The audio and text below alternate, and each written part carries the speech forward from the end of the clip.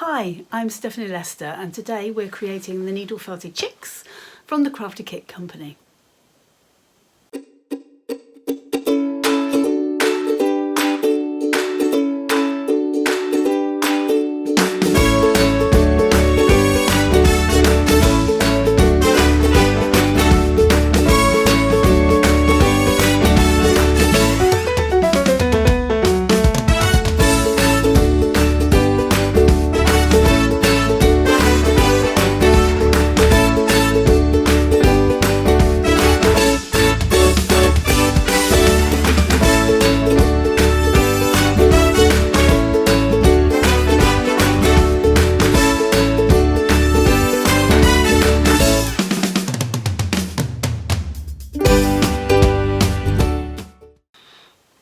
Hi everybody and welcome to the Needle Felting Chicks workshop, and if you're unsure, we will be using the kit and the instructions from the Crafty Kit Company.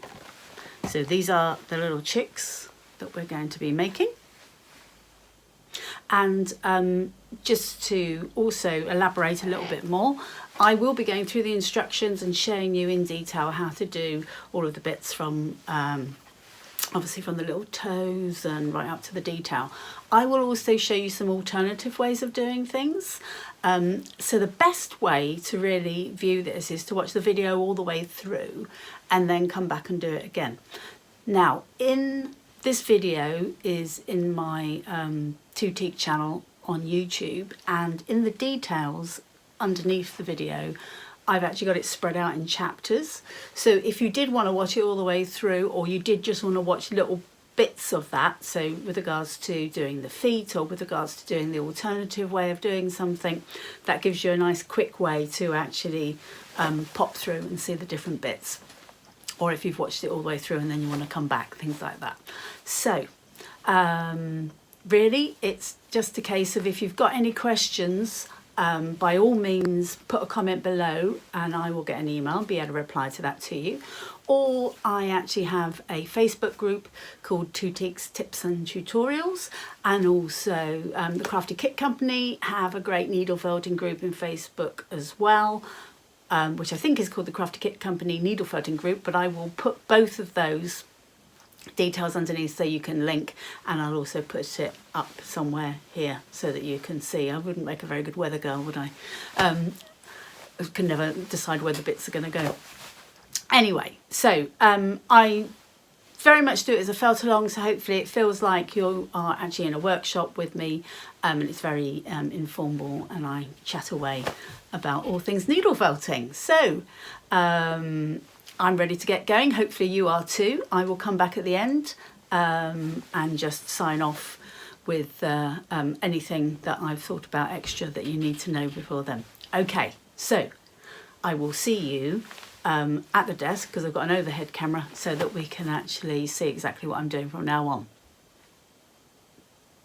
Okay, welcome to the bench, and today we're going to do the Easter chick. Let me make sure I have my microphone close enough. Lovely. Okay.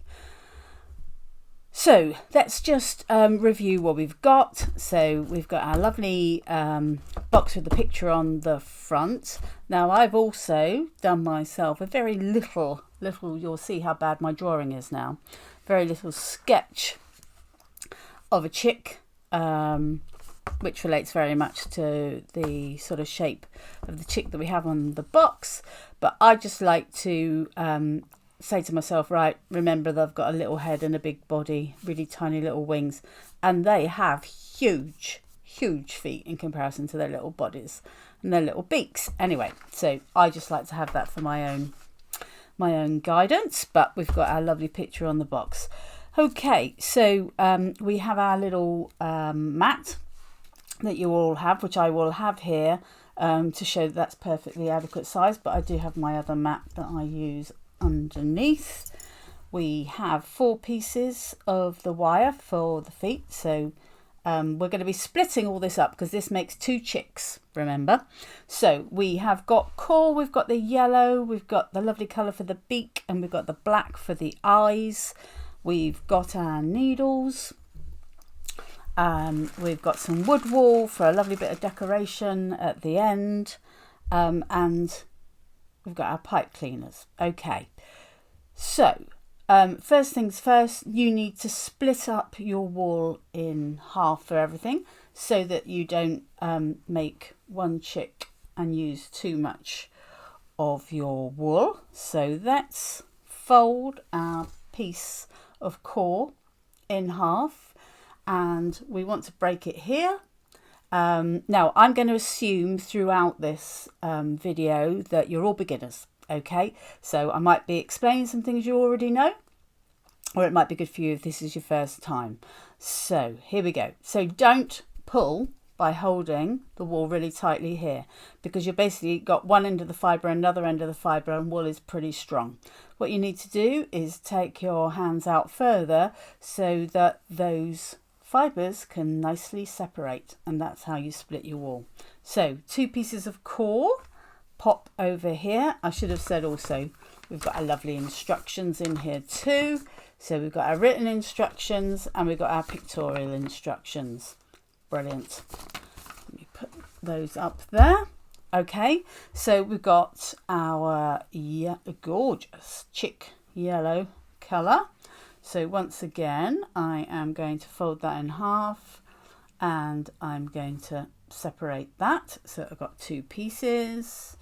Got my little brownie colour for the beak, and once again, if I just pull that apart, I mean, we're never going to use all of that anyway, but we've got that there, plenty of it. Same with the black. I mean, to be honest, you could just split that in half that way, yeah, because you're never going to use all of it anyway. Okay, brilliant. So that's all split so that we know we can use one of each piece for each of the chicks, but I'm going to put that over to the left so that I can select it out as we need, because the first thing we need to do is the feet. Now, I know this seems to give quite a bit of concern maybe, in terms of doing the feet. So there are 2 ways. Well, there's one way of doing the feet, but there are 2 ways of actually incorporating those feet into the whole project. So let me show you, as described in your instructions. You would make your 2 feet, you would join them together, and then you would wrap a lovely pipe cleaner around, and then you would build your body up around the pipe cleaner. Perfect. Okay. Or there's another way, which is my preference personally, which is I actually make my little feet, join them together. I wouldn't put the pipe cleaner on, but I would make the rest of the wire which is left just into a little long shape. I would then make the shape of the chick, and then I would actually felt this on underneath. Okay, so I think what I'm going to do is I'm going to do both ways, but either way, making of the feet is exactly the same. It's only once you've actually joined them together, it's whether you add a pipe cleaner and then carry on working around that, or whether you put it aside and make the piece and then add it afterwards. Okay. The only reason that I prefer to do my way, which is put the legs on afterwards, is because I love to change my mind about what I'm doing and where I'm doing it. So if I haven't actually already added the feet, I can go a different way with the shape, move it around, and then add the feet at the end. Now you will note, if you look at a picture of a chick, or if you actually look here, because basically you make this gorgeous shape, but then they do have like fluffy little shorts, trousers on, which come down. So that's the bit which I would felt on and then cover it up. But I will do both ways here, as I say. But the first way we will do is do it the Crafty kit way, and then the second way I would do is show you how I do it. But as I say, either way, feet are exactly the same. Okay, so we've moved our needles over there. I'm going to move my pipe cleaners over there. So that's what we are going for in terms of the all-in. I've got different stages to show you so you can see where we're actually trying to get to. So that's if we've got 2 separate feet before we join them together. Okay, let me put my wires down here. Here's before we actually do the twiddling. And here's if we just folded them in half. So the reason why I wanted to show you all these different stages is so that hopefully I can explain to you where we are at every stage. Okay, now 2 per chick. So let's put 2 over there. And I've got my 2 for my little chick. Pop down there. Brilliant. Okay, so the first thing that we're actually going to do is obviously going to do 1 at a time. And I hasten to add, I have got my little pliers. I personally like to have 2 sets of pliers. I'm just looking to see what else I've got here. I've got some smaller ones rather than those ones. Yeah, I personally like to have 2 sets of pliers, but I'll show you that in a minute. I will do both of them, so it might be as well to watch one and then make your decisions as to whether you want 2 or 1 set of pliers, and then we can do the second one together, and obviously you can rewind it because it's a video. Marvellous. Okay, so we bend it in half and then we basically are going to make the little toes. Now obviously our eventuality is we're going to make 4 toes, one of which is going to be the back one, 3 are going to be out the front. Yeah, a la there. So in folding this in half to make it even, that folded one is going to be that center one there. Okay, boom, boom, boom. So that there will be that. Now what I do to start with is I don't use my pliers because I like to do this and see that I've got it pretty even and know where I'm going. Okay, ruler. Now I've got business card. Now let me see. Now each toe is going to be about 1 centimetre. I'm just checking to see that is about 1 centimetre. It's a little bit more, but as I say, they have big feet, so I'm not actually worried if they're overly big. I will also show you at the end is there's one little thing that I do to give them little claws, which you may or may not want to do, but that's at the end. Right, so I have borrowed my other half's business card. Borrowed? Not really, because I'm not going to give it back, so it's a bit more like stolen. So I'm just going to cut a piece off the end. You'll see why in a minute. Okay, so I have got a business card. I've literally snipped a bit off the end, which is a bit more than I want. It's 1.5 centimetres, so I'm going to chop that off a bit more. This will be roughly about 1 centimetre. As I say, it's an art, not a science. Yeah, just a little bit over. Brilliant. Okay, pop my ruler there. Now, as I say, this is actually that bend there. And I need to make 4 toes. Okay, so I'm just going to pop my little card in there. Yeah, and then I'm going to fold that over that way. And I'm going to fold that one over that way. And then I'm going to fold under that way. Okay, and that one over that way. So far we've got 2 toes. So we need to fold that one back and that one underneath. And basically I have my 1, 2, 3, 4 toes. Okay, I'm going to pull that out so you can see how I've got 4 toes. Now you can see why I don't pinch them until I actually get to this next stage. Okay, so we have our 4 toes. So now we're going to do the twisting so we get that lovely little look there. So let me just splay them out a little bit.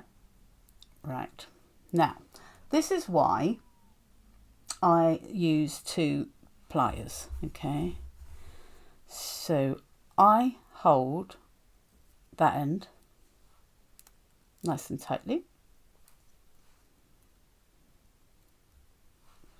and then I pick my pliers up this end, okay, so that I can just twist.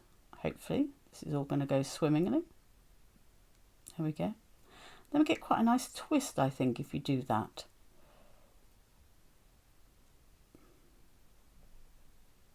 There we go. Quite a nice twist, I think. Lovely. Then I'm just going to bend that back slightly so that I can go to the next one, which I'm going to put my pliers in the top there, and then I'm going to twist.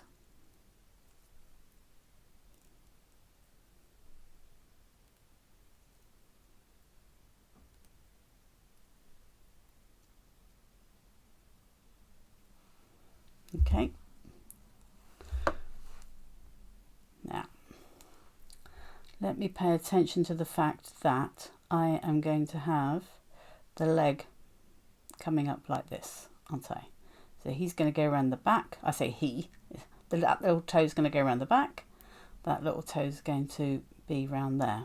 Okay, so I'm just thinking they're going to be my front 4, that's going to be my back 1. Excellent. And once again, I just need to make sure I've got that held in there. Those 2. I think I've got them. Yeah. Now, make sure I'm doing that twiddle down the bottom. Lovely.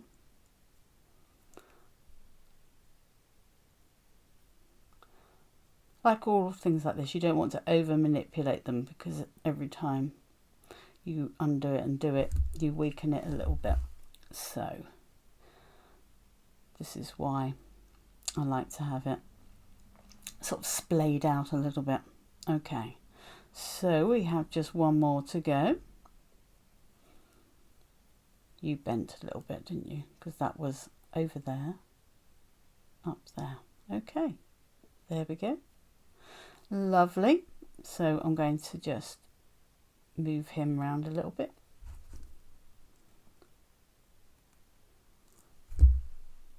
And then I'm going to do my last one. Okay, where I'm going to hold once again that end. I mean, I could make it easier on myself and squish this end in, to be honest. There we go.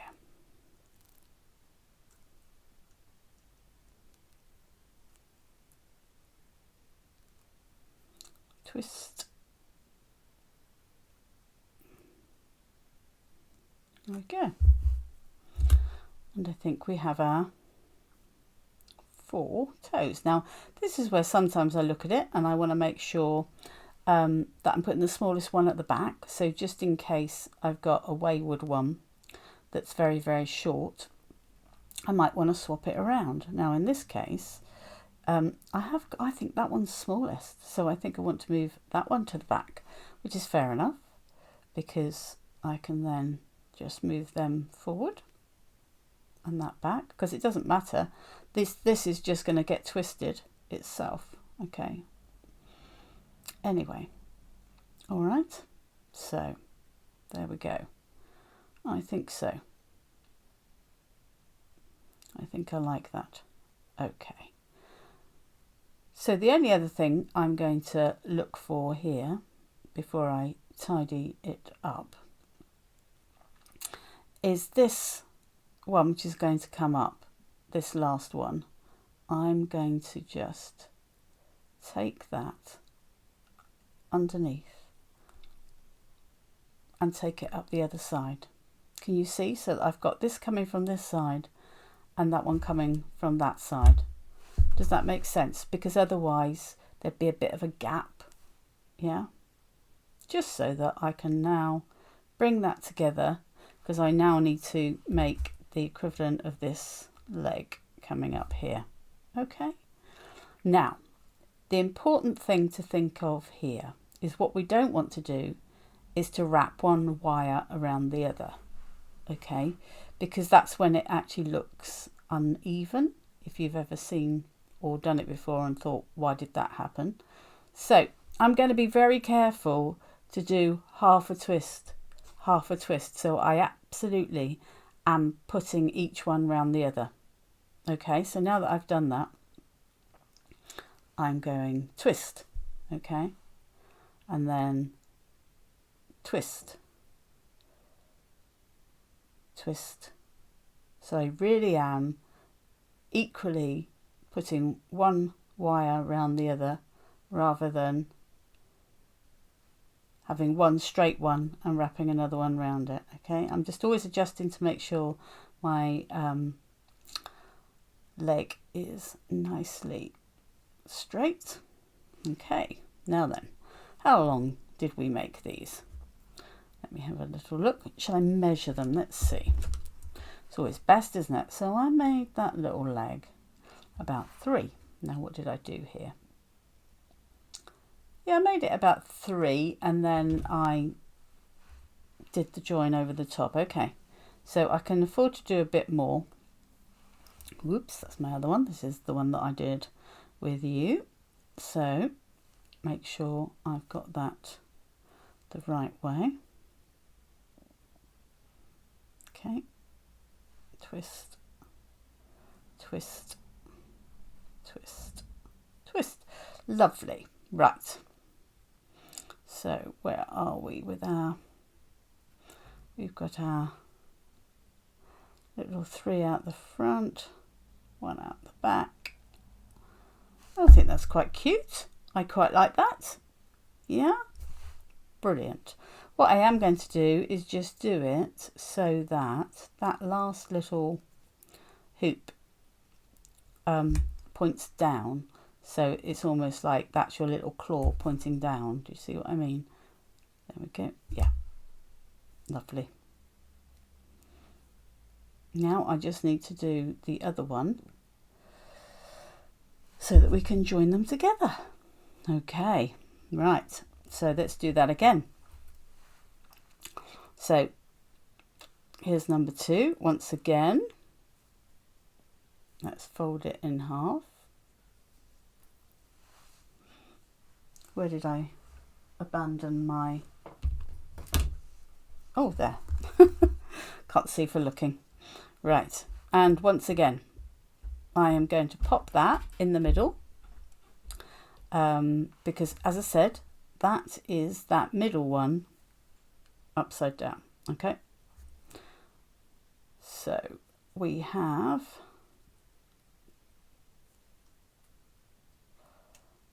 one over, under. I'm going to turn it round now because, as I say, that central one was that one coming down. So we've got 2 toes at the top.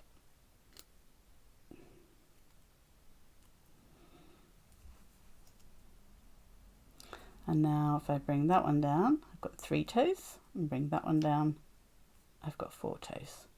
Okay, lovely. Let's pull that out. Lovely. Let's splay these out again so we can have a little look at our tootsies. Make sure you can see. Okay. Okay, this time what I will do is just squish this down. Now that you've seen it once, we'll squish this down, which may make it easier for you to do.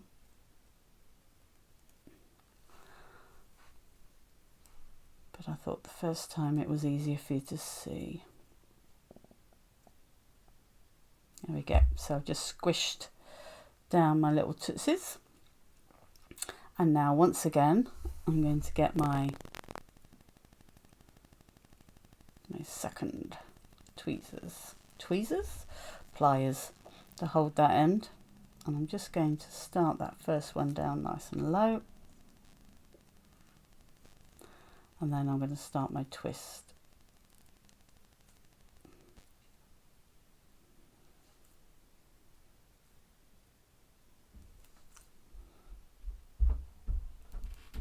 There we go. And now we go on to the second one. Let's bend that one up as it is going to be the leg, as I say. And we will hold that one there.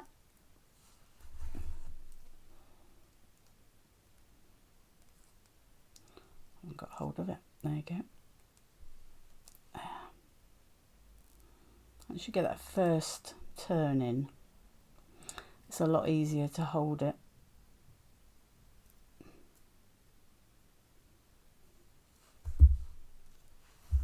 There we go.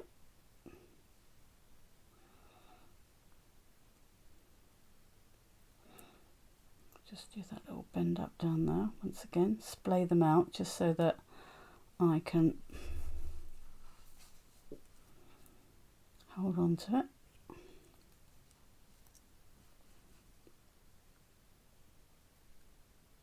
There you go. So start my first one down there and then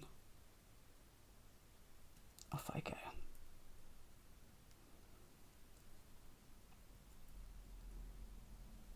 I haven't done a particular number of twists. I don't know if anyone is counting, but I just stop when I get to the end.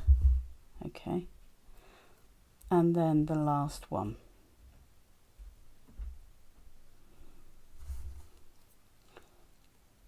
Okay. That last one. Hold on to, if I just move that slightly so I can get my tweezers in.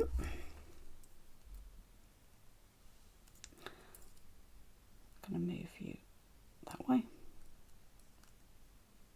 Start that low again and then just continue up from here. Doing that turn.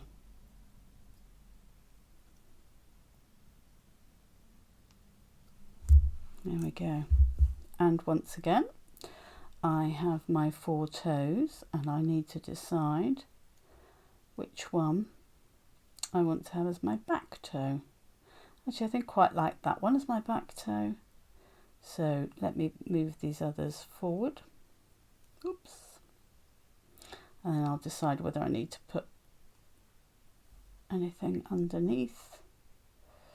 Right, so yeah, once again, I've got them both out, both these wires out this side. And when I'm gonna twist them up, I'd rather have one wire over this side and one wire over that side. So that one I'm going to take underneath, or should I take that one? Oh, decisions. No, I'm going to take that one. See, this is how you realise that this isn't really a science. This is just making it up as I go along. Okay, there we go. Make sure we squish that a little bit. And then hopefully I can start my twisting of my leg once again. Okay, to match the other one. So let's again cross over our wires so that I can do my twist. Okay.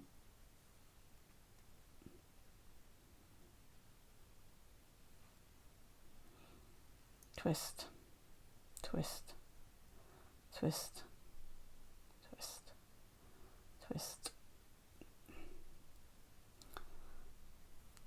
I will measure in a minute, but actually I just need to make sure it's not, yeah, loads more to go. Make it about the same as the other one really, rather than bum bum bum. There we go. One more twist, or is it? It's about the same, isn't it?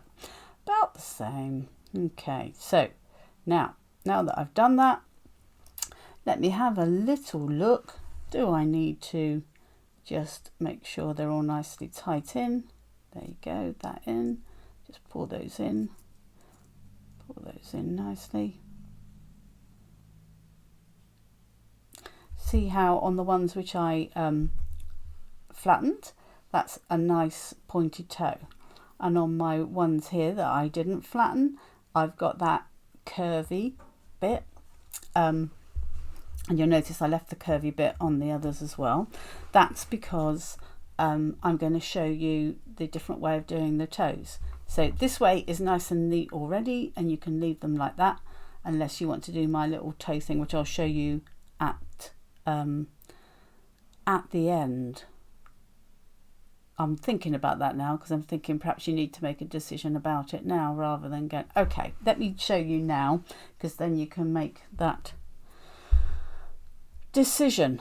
Okay, so what I do when I've finished the whole little bird, little chick, and got him all done, is I get my little pliers and this little loop, I snip it underneath, and then I pull that out so that I've actually got a claw. Now that is undoubtedly going to be too long initially, so I've still got my pliers. Let me just neaten that little bit off, and so I would just snip it a little bit again so that I've got that little claw. Okay, now that is quite cute because obviously chicks etc have claws. I'm looking now for my, and normally what I would use is some little nail polish just to make it black or whatever colour, whichever bird we're doing, which I say we're doing the chick at the moment. I would get some nail polish maybe and just finish off the end bit. But twofold, I quite like claws, and also when you've got claws on the end of the toes, when you pop it down, it's got something to stab into, and sometimes it just makes it balance a bit better. But as I say, you would get that all the way, or you just have a nice neat toe that you've got here. Either way. But I just suddenly thought I need to tell you that now, don't I? In case you want to make the decision before you start squishing. Your decision. Or you might want to fast forward to the end of the video and see what mine look like and make your decision then. I mean, it's always actually preference to watch the video all the way through and then come back and do it. Yeah, so those are those two options. Okay, right.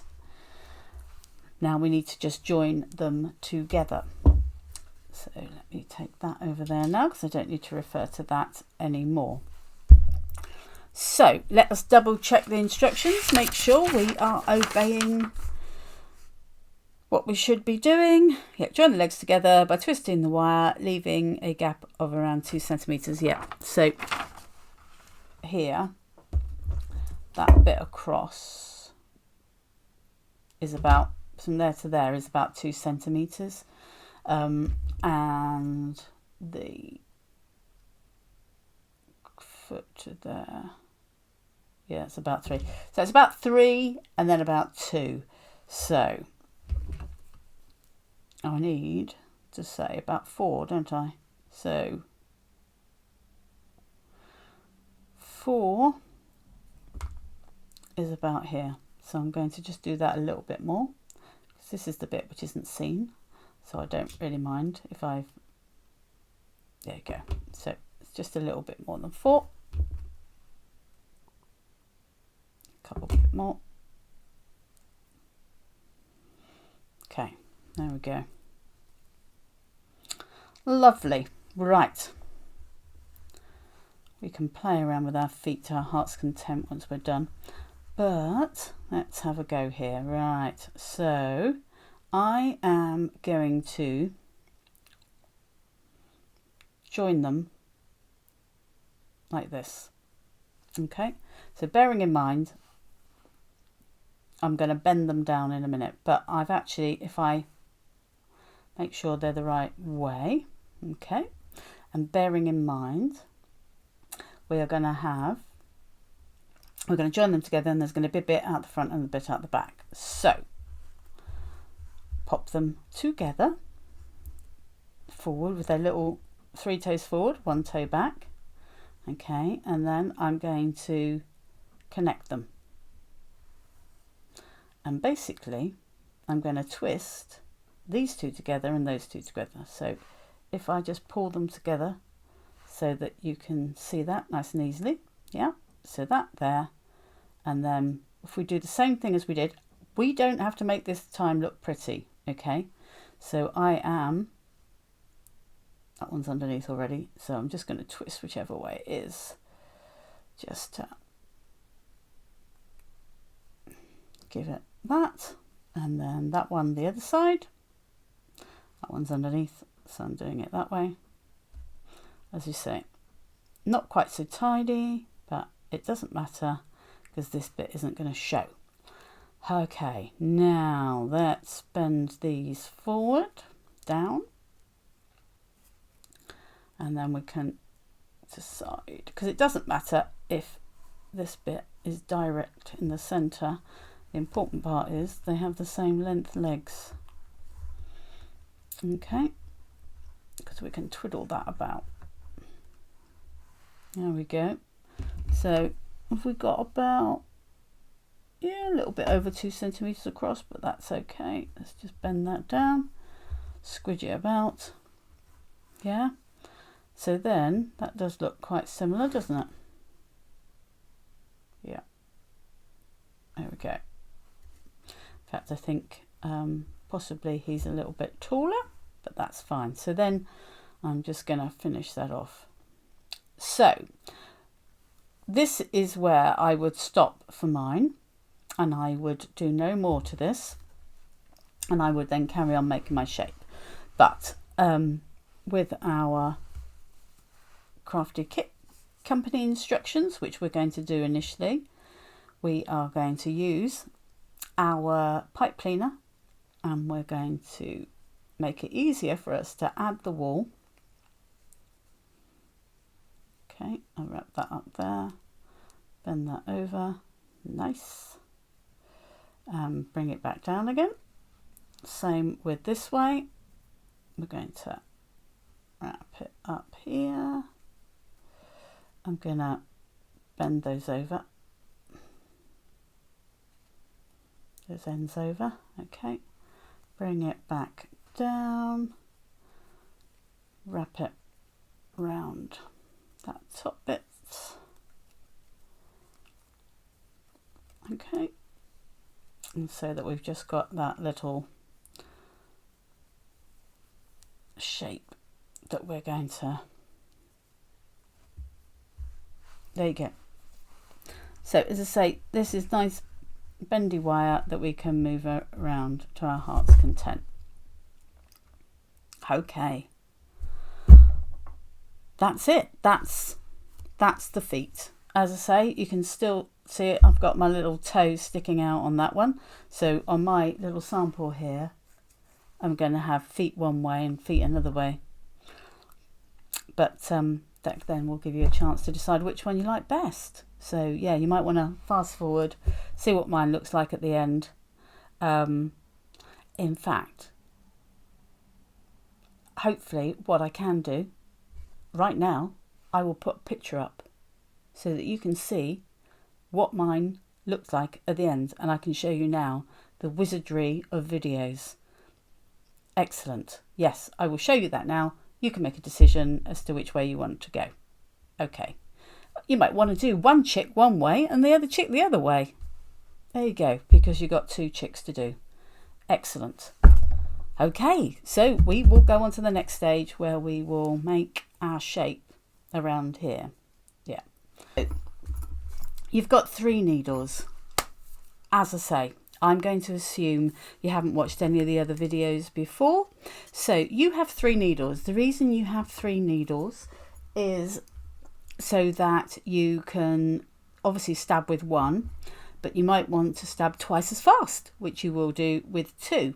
And when we do things like build up the core, quite often all we're doing is stabbing as quickly as we can, really, rather than neatly, because it's not our top coat, as it were.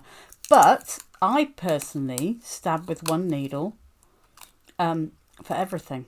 So everybody is different. You might prefer the 2 needles or the 1. It is completely up to you. But let me just show you. We have the 2 needles so they are hugging, something we're not allowed to do at the moment, and we make sure they're even in height. Get a bit of sellotape or a plaster, whatever you've got, masking tape, and wrap it round. And then we've got our double. Now, I know that, say, I use just individual needles, but I know lots of people find it quite difficult to handle a needle, and there are lots of tools around for you to use, one of which is called a pen tool, and you can put 1 or 2 needles inside them. So if you just don't like holding one needle but you want to felt with 1 needle, then you can just put 1 in one of those pen tools. Okay, so yes, so you've got different pen tools and tools which are available, which I know Joe sells in the Crafty Kit Company, or you can just use the needles. It's completely up to you. It's however you find it easiest to handle the tools. But to start with, everything you've got in the kit, excuse me, is enough. So we've got our 2 needles that we've got taped together, and we've got our 1 single one. Okay, so let's get ourselves some wool. We split all the wool earlier. Let me move that into that space so that I can get to the wool. Here we go. So I split my core in half, so I'm only using 1/2 because I'm going to do 1 at a time. Let me give my half of my yellow, my half of my browny orangey colour, and my black. There you go. So I know what I've got to work with. I now know I need to make my core of my little chick out of this. So I've got my little green one that I made earlier. That was my little sample that I had earlier. Pop that is over there. Lovely. Okay, so let's make sure we're going to do these exactly as the instructions. Let's make sure we're going to do this exactly as the instructions say. Okay, so now we need to begin to wrap small pieces of white around the pipe cleaner to form the body of the chick, gently felting in place and taking care to avoid hitting the wire, or the pipe cleaners, as the tips of the needle is very fragile. Absolutely. So now what we need to also be aware of once again is the shape that we're going for, and as we saw my little drawing and also by here is we do have this. They have a very little head and a nice rounding body, and then they have a really tiny little wing here. So let's start by just adding the wool and seeing which end looks more like it's going to have a little head on. I mean, at the moment I've angled it up so it suggests that's going to be the head, but who knows once we start adding the wool. So what I am going to do is, once again, I'm going to split this in half, and I'm going to split it into half again. There we go. So I've got 4 pieces. And just to start with, I'm going to split that way because I just want to get some wool around this to start with. Now also, if you're new to needle felting, when you're wrapping around a wire like this to start with, initially you don't do that much felting because it's all about wrapping round and getting the shape right and you're doing what I always call tacking, because I use my needle to stab the wool into place. Because in case you don't know how needle felting works, if you put these fibres under a microscope, then you would see scales on the individual fibres. And the needles that we've got, as we can see, have got these lovely little barbs. If you scrape your nail up that way, you will feel them. And the barbs, when they interact with those scales on the wall, they actually start to entwine them and lock them together. Okay, so every time we stab in, we're gradually tangling those walls to get the wool together. And the more we do it, the tighter it goes. So to start with, if we wrap it quite tightly and we're just tacking it a little bit in, we won't need to do that much. Then when we're adding more to make our shape, we use our needles to make it a little bit denser and harder. But obviously these are quite squidgy little chicks, so we probably don't want to go too mad. Okay, let me start. So I'm going to start at the crisscross because it's nice and easy, isn't it? We can wrap around like that, and suddenly we've got some wool around. Take my single needle and just, as I say, I'm being careful here, because rather than stabbing into the centre where I can feel that wire, I'm just stabbing. I can still feel the wire a little bit there. I'm just stabbing around the outside to keep it in place, just to tack it down and get that piece in place.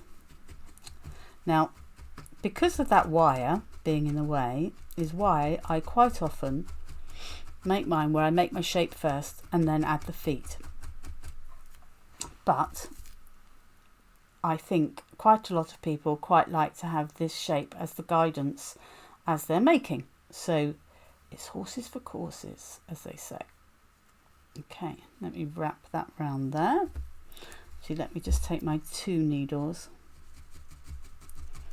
And I really am just doing that light stabbing at the edge. Now, let me explain also about the stabbing and about how far you need to go in. In theory, you shouldn't, when you're doing 3D needle felting, you shouldn't have to stab into this at all.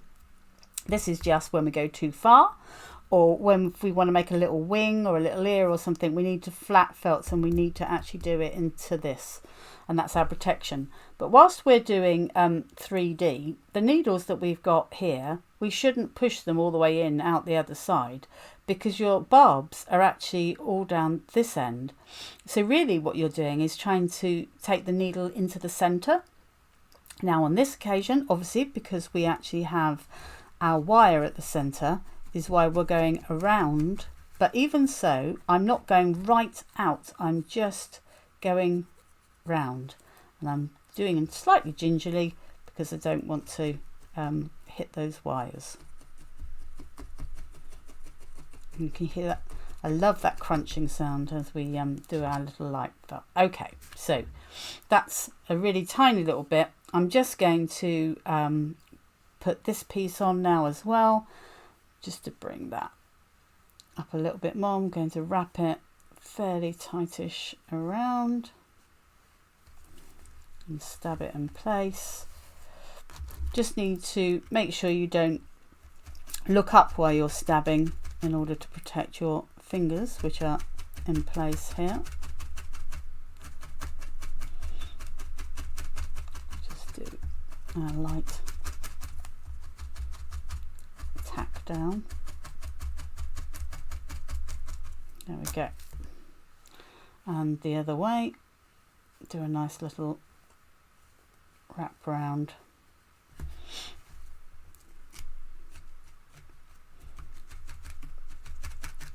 The Corriedale wool that we're using here felts nice and easily, so you don't need to do that much in order to get it into that first state. Okay, so we have got a little bit of wool wrapped around that now. We're just going to add more and more so that I am going to be very aware, as I say, that I need to have a nice podgy body and a little bobble head. So I think what I'm going to do is I'm going to concentrate on that little egg shape, and then I'm probably going to add a little bubble on the top there. So I need to make sure I keep a piece aside.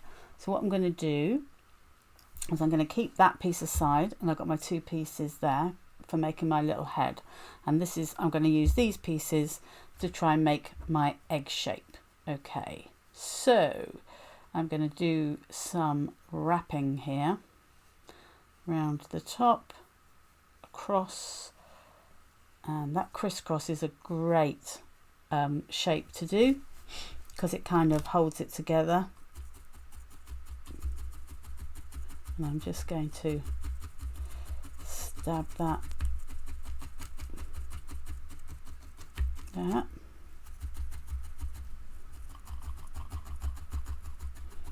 So once again, just keeping that in place. That's nice. Okay, I think I'm going to do a bit more stabbing because I want to not have a fluffy bottom, basically. Who would want a fluffy bottom? Right, let's do some stabbing. As I say, I'm not trying to stab into the mat. I'm trying to stab into the center of the piece.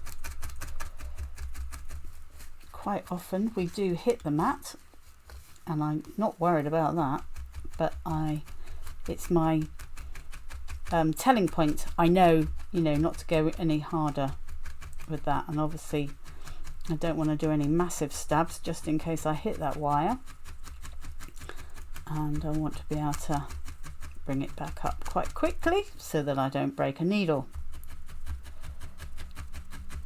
because they are quite, the points of the needles are quite delicate. Okay, now then I'm going to stab in from this end to get that fluff in.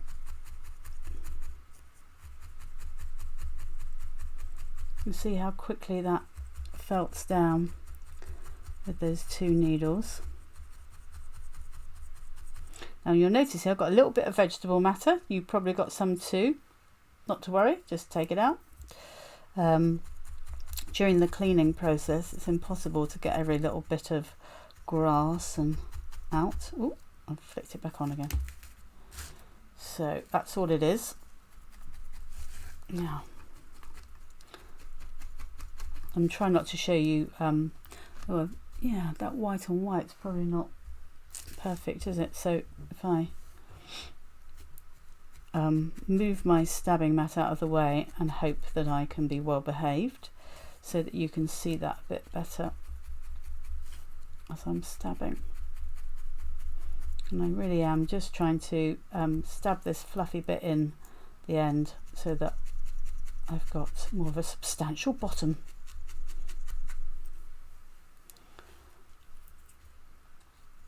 And you just need to also remember there is no absolute right or wrong way of doing these things.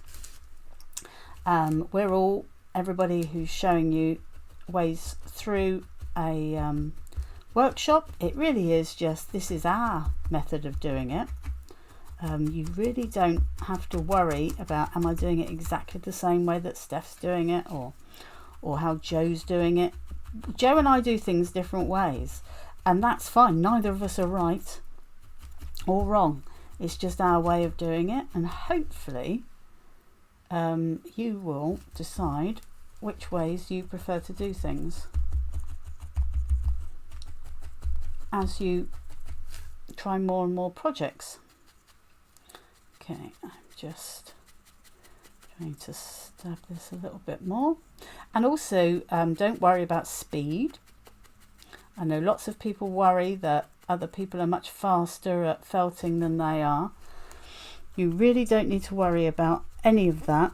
You take as long as you need to. It's one of the advantages of having these videos, because you can pause it and go back and have another go and start again when you're ready to.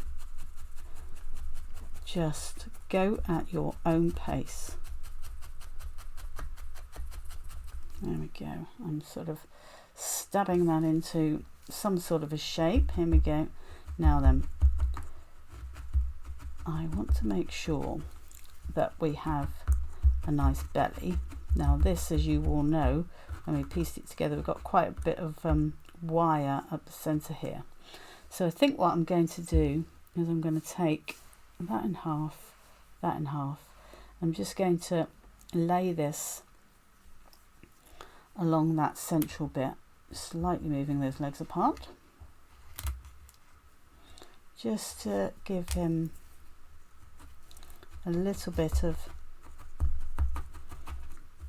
a belly. Like I say, I'm not expecting to felt this very hard. I'm expecting to felt it into a nice shape, but you know, there's a little baby chick, so we're not going mad.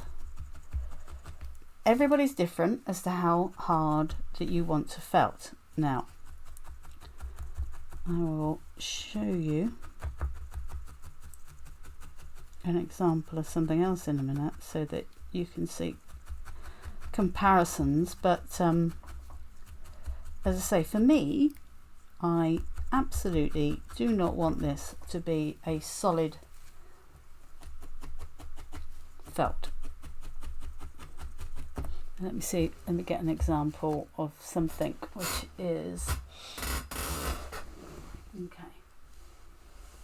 So I'll show you the bunny from another one of the kits. So as you can see here, I can still squidge our little bunny, and his head is a little bit firmer, but nevertheless still nice and squidgy. Okay, just to give you an idea, and bearing in mind, you know, every time we're adding wool, we are felting it into the piece underneath. So you're always making it a little. I'm going to go to one needle just because I'm quite close to a few wires here, and as I'm putting that belly piece on, I'm just going to make sure I don't do anything disastrous with my needles close to that, close to those, that wire that we've got in there. Yeah, so everybody's does their own thing as far as felting hard goes. There are many schools of thought, and as I say, other pieces that I've done, you know, if you're doing something like a tortoise which needs a hard shell, then obviously you're going to felt that quite solidly to get that effect, but it takes a bit of time to do that. Okay, so I'm still tapping around the edge here rather than into the center, but yeah, so I've added that little, can you see better against that, I've added that little belly there, so that and that's still quite squidgy, because they do have little trousers as well, but I'll do the little trousers in yellow. See, that's a nice thing, we've also got the yellow to add, which is a nice substantial piece of felting as well. But you can see how there's no specific way to make the shape. Now when I do it without the wire in, I do have a very specific way of doing it, and I'll show you that in a minute, because I basically tie a knot in the wall and create my shape that way. Okay, there we go. So okay, yes, nice and squidgy and soft. Now bearing in mind that when little chicks, you know, when they move around, where was my little drawing, quite often their little footses are bent forward slightly, aren't they, like that, and then they're up. So I'm just always testing that you're going to stand up and okay, yeah, so definitely that's going to be my little head, bearing in mind I've got some more wool for that. So okay, let's make a bit more of this body here, and I am going to make a little detail for the wing, but I'm going to do that in the yellow.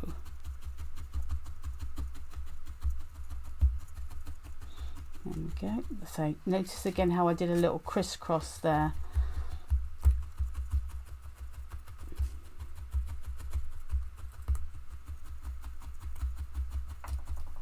There we go. Now just pressing that in, because if you press it in, it makes it easier to compact the wool. But as I say, I'm torn between having it fluffy for the chick and having it a little bit more substantial in the centre.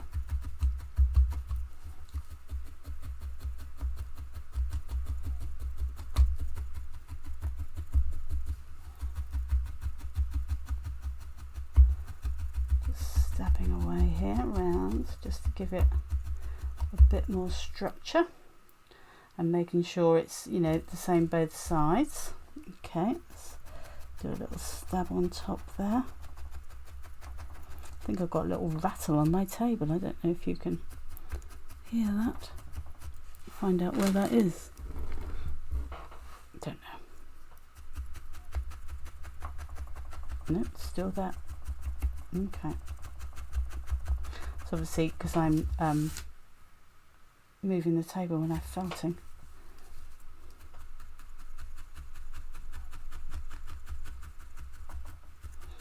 Okay. So definitely going all the way round rather than through the middle, which is no bad thing. Oh, my wire got caught there.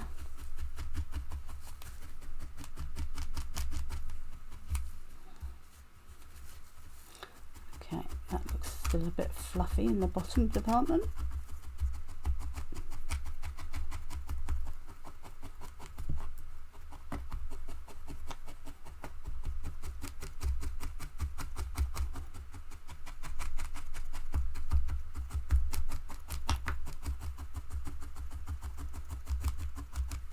As I say, once again, do not take any notice of the speed with which I felt or not. You know, i.e. if you think I'm slow, don't worry about it. And if you think I'm fast, don't worry about it. Just do what feels comfortable. And, you know, if your arm or shoulder or anything does ache, give it a good stretch. Go for a walk.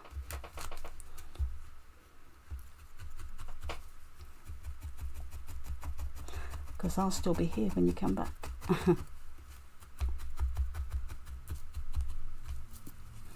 Okay, let's have a little look here at my shape. Okay, so yeah, I know he definitely has a little, you know, pushed up bottom, doesn't he? Okay, right, now I've still got my, I think what I might do before I put that final piece on is I'm going to make my little head shape, because I want to make a little head here. So what I'm going to do, I just love to do this, just love to tie a knot in my wool. So I've got that half piece, I'm going to tie a little knot.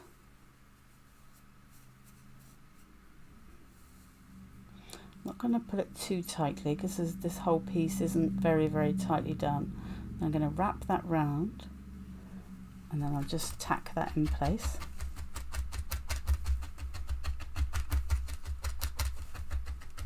There you go. And then take the other side. Now bearing in mind this isn't going to be a perfect ball or anything because the bottom part will be flat. It's just the top part which will be rounded. So I'll have a look at it in a minute and decide from a shape point of view. Okay, see, nice and squidgy. Let me have a quick look. he needs to be smaller than that. So let me felt that down a little bit. Let me use my 2, I think, and I am just going to felt into the center of the little ball, and by felting it I should be making it slightly harder and slightly smaller. The great thing about these needles which come in the kit is they don't felt things so fast that you get away with yourself and think, oh no, I've gone too far, how can I? But they don't go so slow that you're not getting anywhere. Because the great thing about needle felting is if you've made a mistake, and certainly at the when you've tacked it on stage, you can just take it off and reposition it. Okay, so don't worry about that. Don't get concerned about starting something because, oh, I'm going to make a mistake, or it can be remedied. Oh, yes, I can feel a nice centre going on there. That little knot that I put in the centre, it's quite nice to stab into that. It gives you, rather than stabbing into midair as it seems sometimes, or that's why you go through to the mat. I can feel that nice little central. Okay, so where's my, I'm just gonna have a squidge here. Right, so I want to put his little head on here. Okay, so in order to add him on there, the easiest way on this occasion, I do this different ways depending on the piece that I'm adding. On this occasion, I'm going to take this and just take a couple of wisps off. And this is the top of the head. Okay, let me show you on there. That's the top of the head. So I'm going to just lay these wispy bits over. And I'm going to stab those wispy bits down into the head, because this is what I'm going to use to wrap it down and join the rest of the body, because sometimes I put the cross on there and wrap it up, but because I want the head to be quite small, I thought it would work better by wrapping this around it, so that when I pull it down and on, I can help make it smaller rather than bigger. Right, okay, so here we go. Can you see with the wisps? I'm literally going to, if I can show you, that wisp is going to come down underneath. Yeah, underneath. Those two are going to go down to the side, and that one over the top. So I've placed my little head shape. Let me just tack those bits down. Just stab lightly.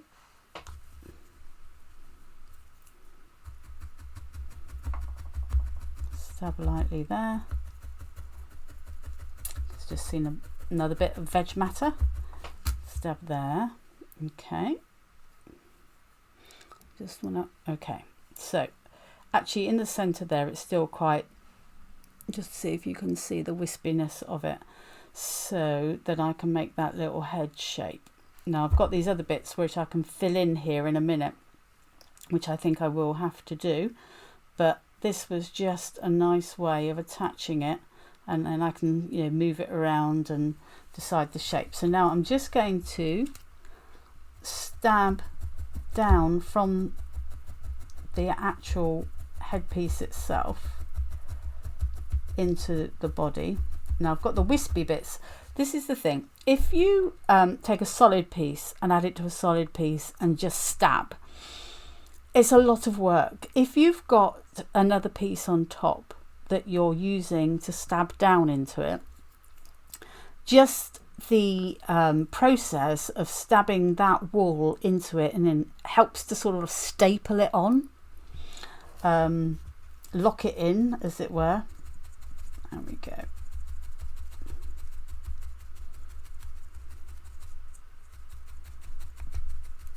So those wispy bits that I've got on top that I'm sort of stabbing through down into the body is actually helping to hold that in place.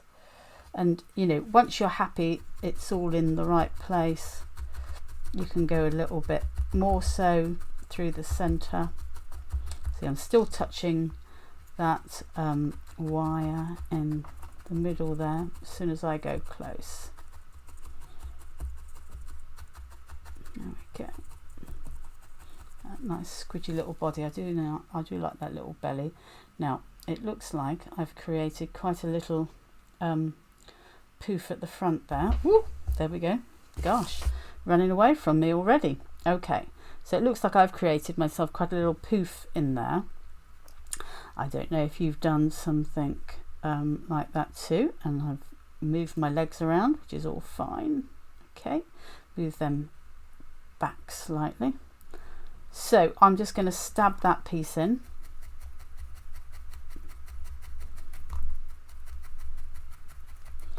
Because, as I say, strange little shape sticking out there. Don't want that. There we go. Now that's coming down the center, isn't it? I'm going to go into the belly part. Let's just stab that down there. As I say, it's all playing around with that shape, deciding, oh, have I put too much on there? Just add another little bit on, or if you've felt it too hard in one place, you know, you might want to add a bit to the other side or try and pull that bit out depending on how hard you've done it. Now you can see I'm just starting to get that little head shape, yeah, and now that I've squished, I had that little bump out there, so I've sorted that out. So now I'm just going to go around tidying it up again, and then I will no doubt see the gaps and the places that I need to fill in. Turn it over there. Okay, so I haven't joined it quite so well on this side. I obviously did far more work on the other side than I did on this side, so I might need to get myself another little piece, but I'm just going to stab down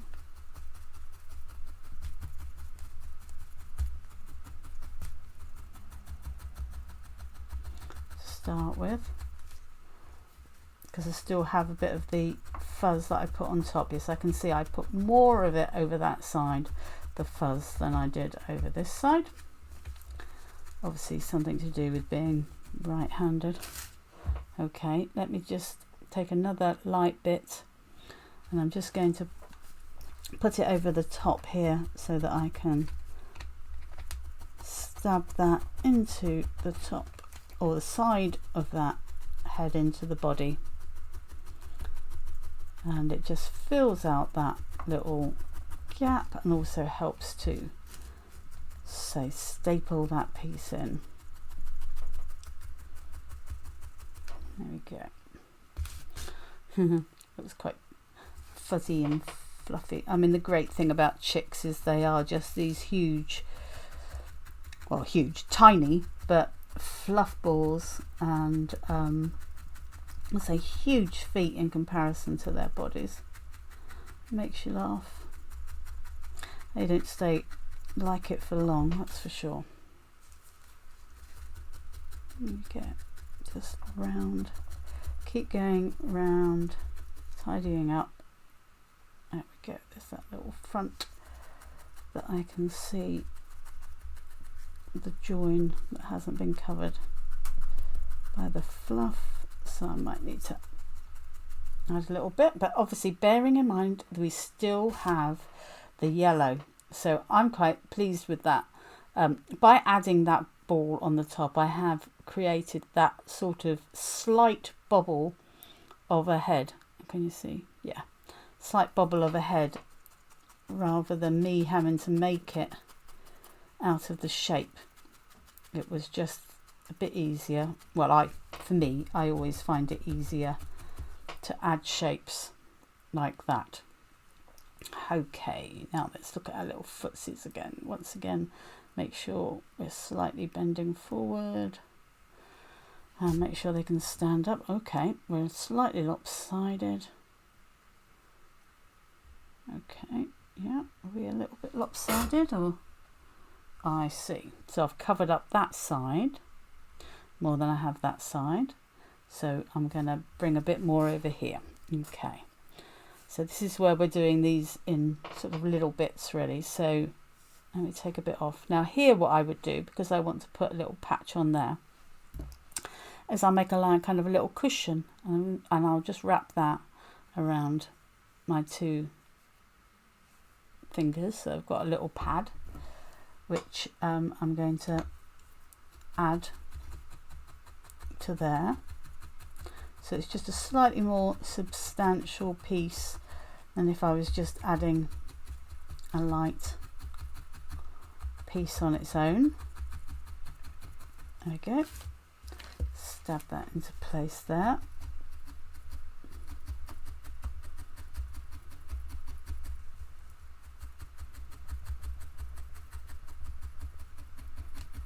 Stab that into place there.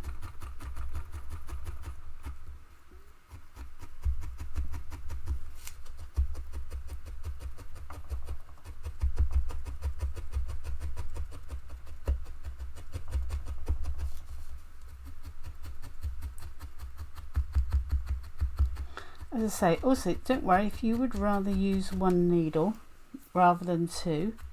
I'm just showing you how you can use two needles. As I say, quite often when I'm doing my own work, I will use one needle rather than two.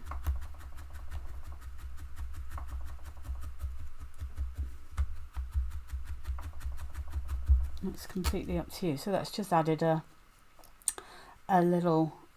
Now let's look from, because one of the pictures on our instructions is number 7, which shows us the back, where I think that's from the back anyway, and I think I need to once again still make that a little bit more over that side too. Okay, so this is going to be I think me adjusting the sides and bits. I'm just going to do this little bit here because I just noticed a little gap there.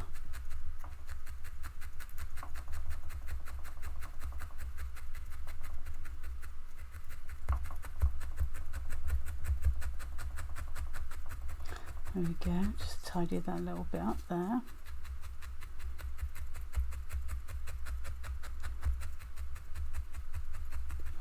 So we just keep looking, seeing where we need to add bits, and be careful not to stab our wires in the centre. Right, there we go. And keep squidging him about. I've kind of almost made a little area for a wing there, haven't I? Right, so I need to add a little bit over here as well. So that's a slightly smaller piece, but pop it on there. Give him a little bit of width.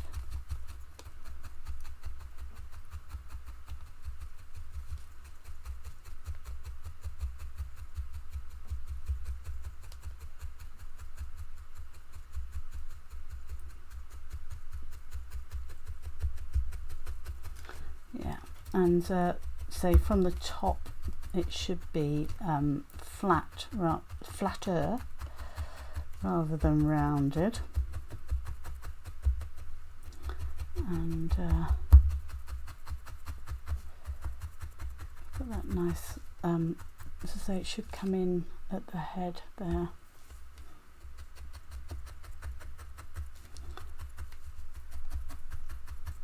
But I don't go for perfection in the core, because then I might spoil it when I add the gorgeous chick yellow on top. I go for close enough when I'm doing this, and then when I'm doing the final top coat I can make some extra decisions. Okay, still got fluffiness on top there, just stab that in.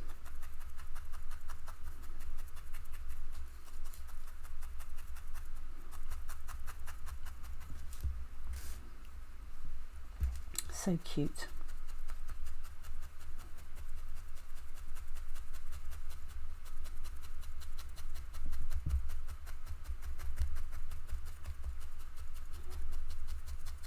Always having another look around. Whoops, there we go.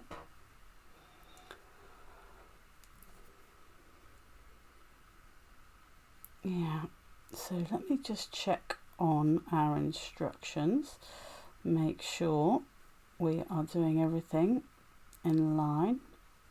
Looking at that bottom, I think I might need to put a little bit more there. Right, so let me have a little look while I'm making that little shape.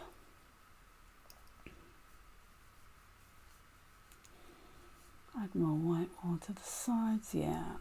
Oh, that actually I'm going to do the wings in the chick yellow rather than the white. Because they're not substantial wings in the slightest, but I just want to make a little mark so that we know where they are. Those little, I mean, they're hysterical really, because they're these little fluffy bodies, these big feet, and these tiny little wings. There we go. Adding that on.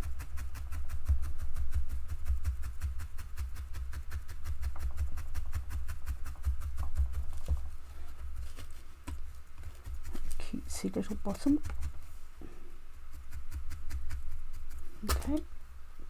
Is there anything else I missed on the instructions that I haven't aligned as for? Because I've still got some more white here. This is me doing my, okay, what little adjustments? Let me check to see if I've missed anything that we should be doing. Okay. Add more white wall to the side edge, and then we need to step 10. Oh, I see. Now let me have a little look at let's look at the picture number 9 and our little chick. Okay, so my little chick is definitely a bit longer, but you know, in fact, if you look at that shape, it's kind of very that V. Yeah, I can see that. And how about my original picture that I did? So I might squidge that in a bit there, just to, yeah. So I think what I might do is just make my little chick a little bit squidged in that way. So let me, to do that, what I'm going to do is slightly push it in, and then felt that squidged in. Okay, I touched a piece of metal there, don't know if you noticed. Okay, and then there again, just squidge that down a bit.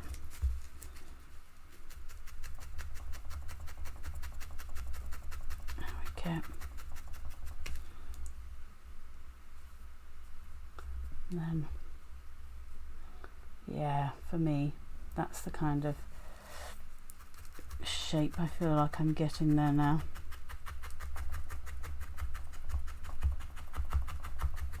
Okay, yeah, that's cute. That's cute. Now then, from the front, do I want to have a little bit? I just want to make sure that little face at the front there.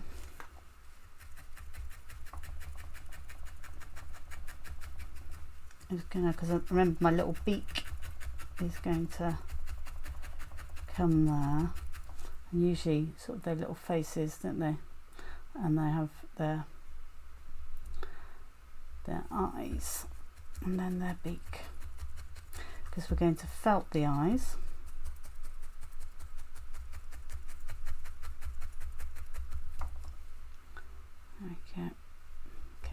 for those little feet. There we go. Okay. Quite cute. Quite cute indeed. There we go. So I am going to just double check to see if I need to put anything more around any of the areas before I'm going to add my yellow. So I'm just going to stab around, see if there's any gaps. As I say, I'm not looking for perfection in the finish because I know I'm adding my yellow, and I'm going to put a little bit around the tops of those legs with the yellow and everything anyway.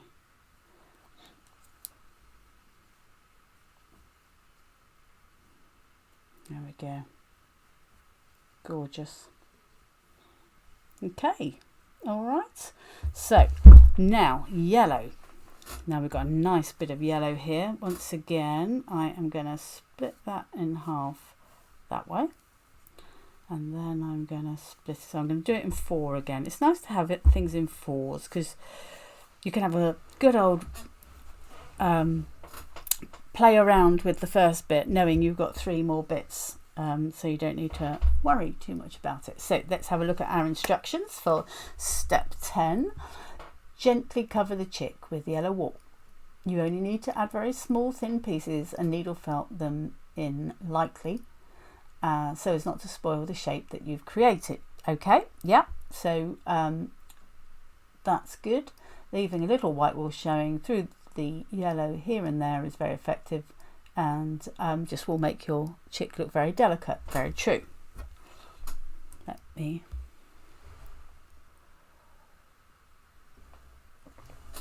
have a little sip of coffee there. Right, okay, so adding the first thing I'm going to do to add the yellow, so I'm going to address the trousers, as I call them. I love birds and their little trousers, so I'm going to take this small strip and I start with it round this side. Don't put it too tightly, just put it so, and in fact let me tack that down.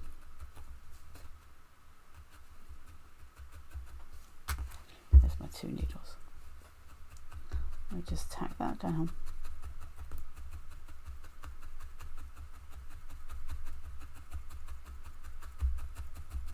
There we go. Lovely. And then I'm going to wrap that round. In fact, let me slightly move that leg out of the way so that I can do this. Wrap that round. Wrap that round. Just keep wrapping it round. It will get caught little bits in the feet, but I'm not worried about that because I can just smooth it back down again. Round, round the whole bit, because remember the bottom's going to be quite fluffy. Okay, now stab that up into the body part, minding not to stab the wire. Okay, so that's fairly secure in that one place. Now let me just go round, stabbing it all slightly up. I don't want it to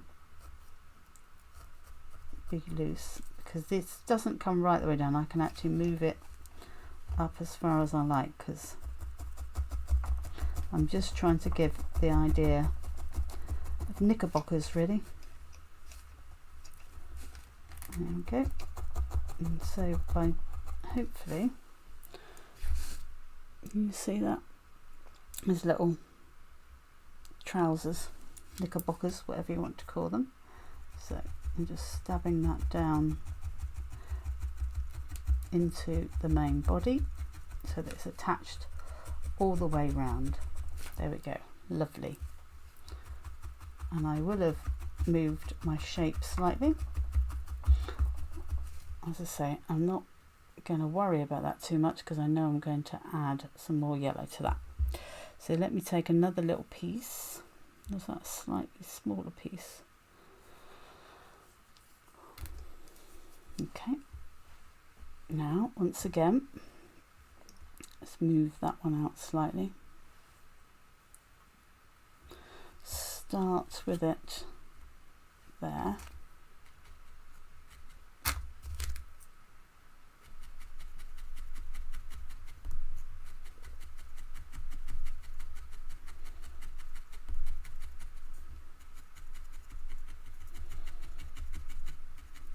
There we go, tack that down, lovely. And now I'm going to put that round. There you go.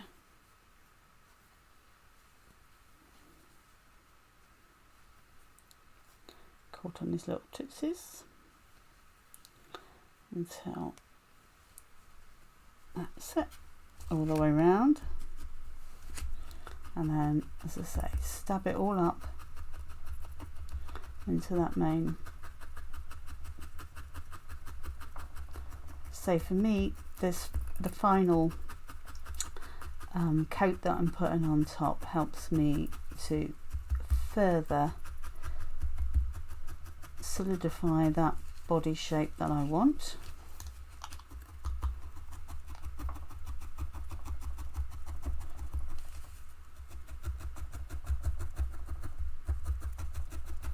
Up into that body. There we go.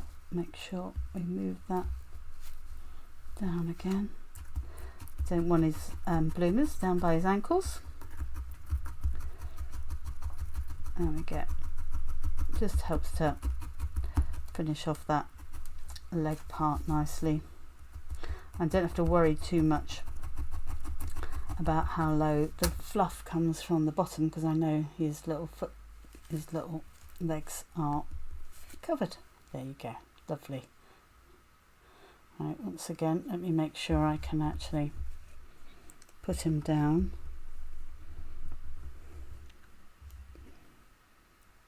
There we go, slightly at an angle. Yeah, great big feet, love it.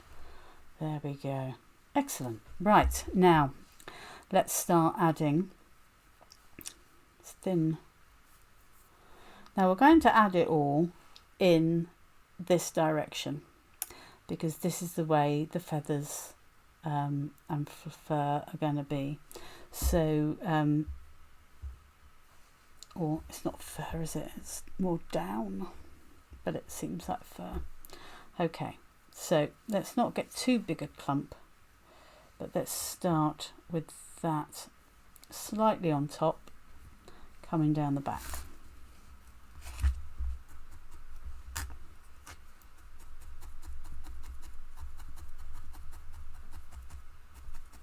There we go. Slightly on the top.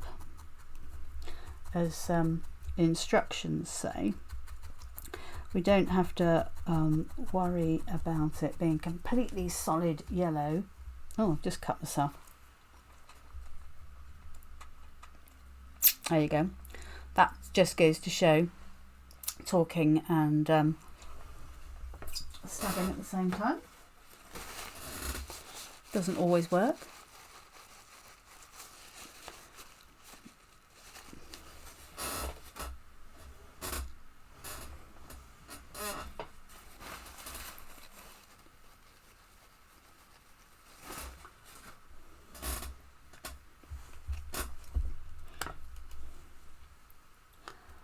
Okay, so yes, so we can we won't worry about it being solid yellow. In fact, it will look quite nice, but some places are more yellow than others because the white underneath may or may not show through, depending on how you have added yours.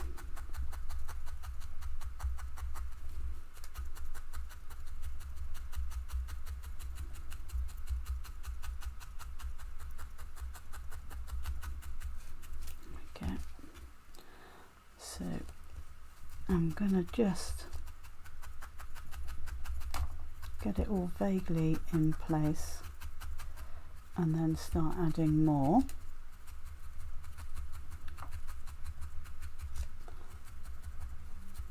And keep checking that I've not overly changed the shape,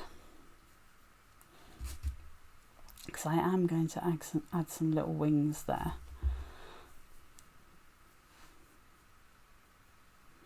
But I'll do that in a second. I just want to get some colour on the body first.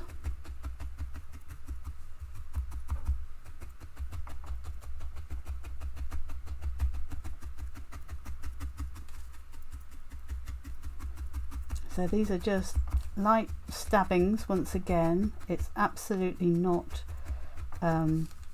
stabbing all the way through. I mean, in the case of the wire, it kind of stops you from doing that anyway, but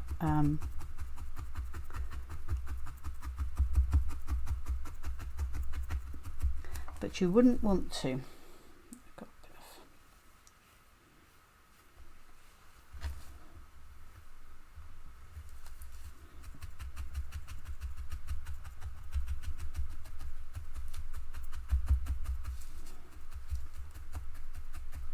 There we go. It might be quite nice to use some of that end bit as a bit of a fluffy bottom.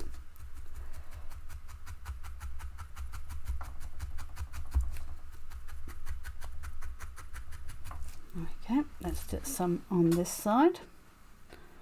I've still got my 3 other pieces, so we've got plenty to go.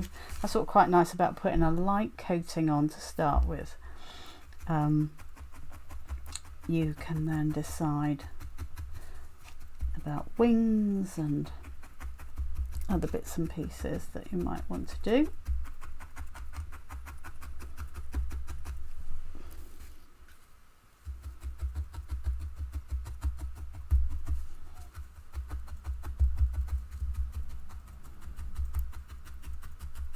Okay, and it's quite nice actually, all the different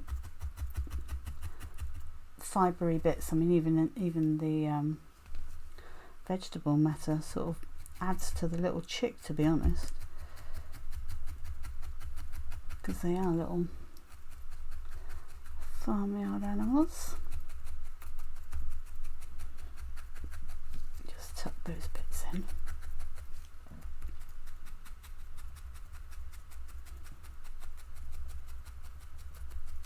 Okay. Very cute.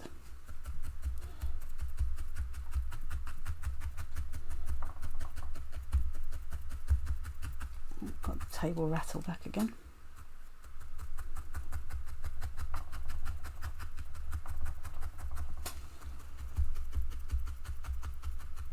There we go.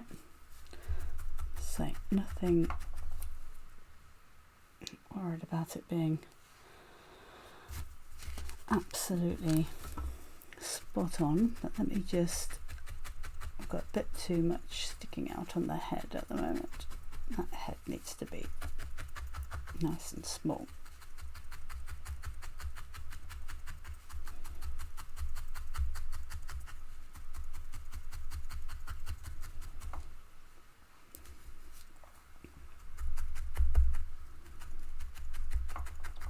Okay. Ooh.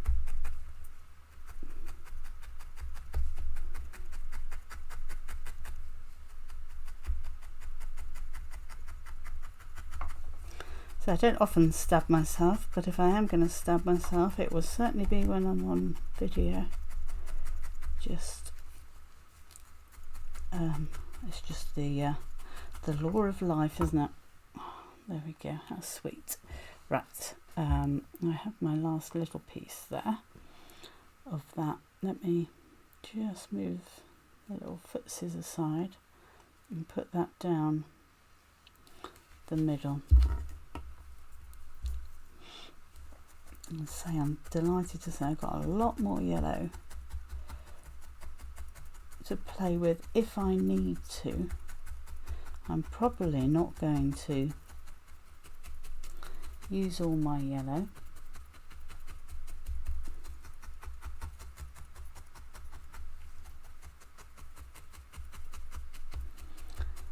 Because I do quite like having a bit of that white showing through.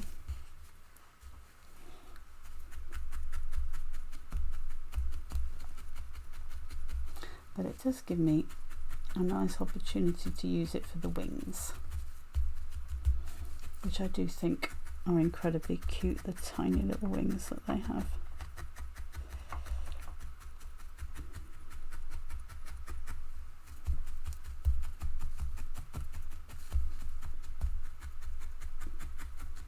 Yeah, I can feel the touching of the wire. There we go. Let's have that little bit left over there.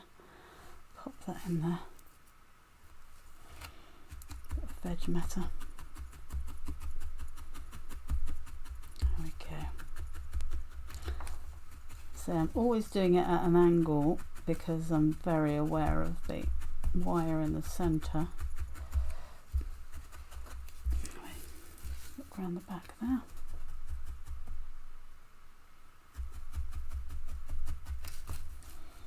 And so because I've put those little knickerbockers on the legs, I haven't got to worry too much about the area of wool around here, but I do need to take, I'm now on to piece number 2, and I just need to put a small piece there to cover that excessive white.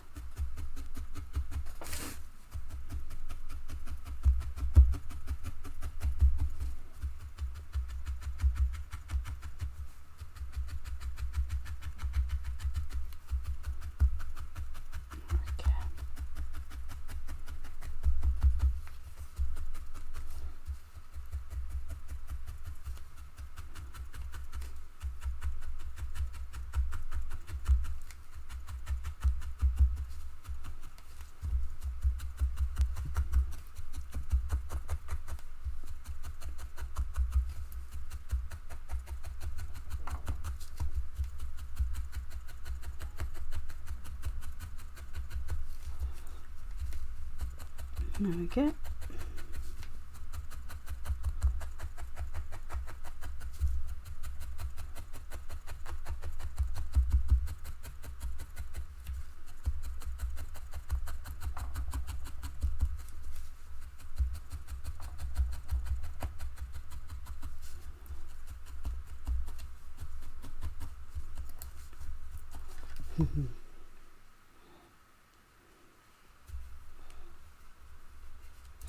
So I'm going to make sure I stab up the inside of the little chick's leg so that I can see the pantalons, knickerbockers, whatever we're going to call them.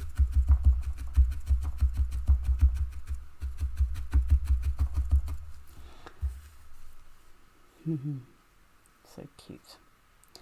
There we go. Right, so let me make sure once again I've got you balanced right.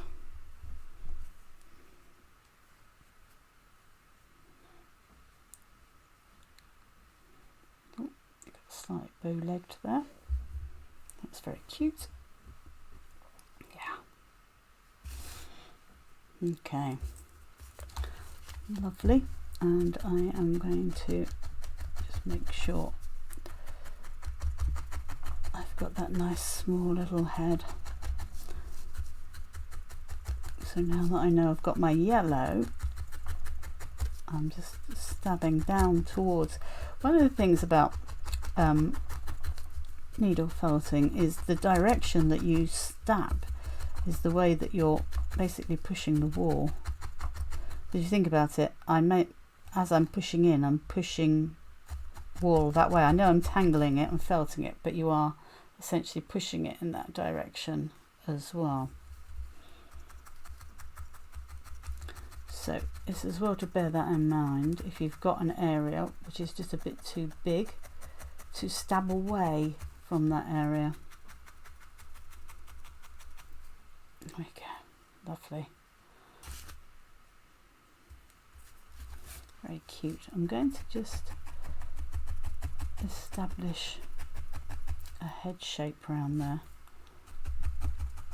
by stabbing a line. Have a look.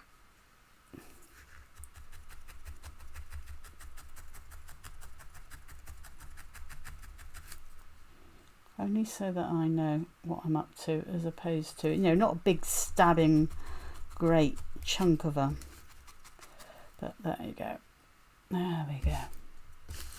Now I'm going to add some little wings, okay, and they really are just like little tiny things like that. So I'm gonna make 2. So let me start. As I said, they really are just little shapes. So what I do is I draw the shape with my needle into the mat. This is where you really are. Don't stab too much into the mat, but you cannot help but stab into the mat. Okay, so now I'm going to make kind of a little triangle.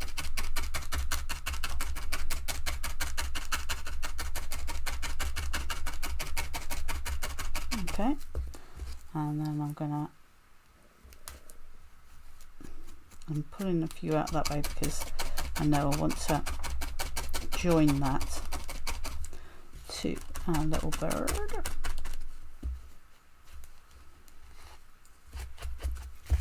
Now then, let's just stab back that way.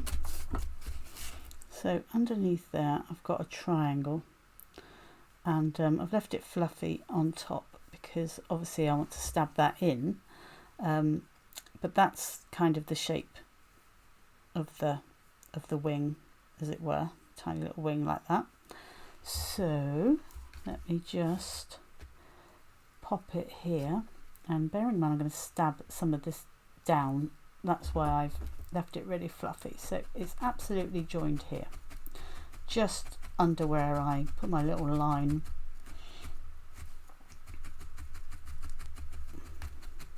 Where the head started. There we go.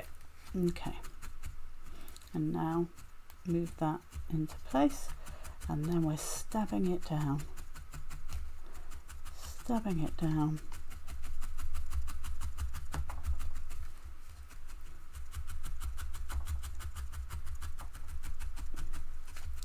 So we can always add some fluff on top if we want to give that wispiness again, but I'm just using this fluff to stab it in to give that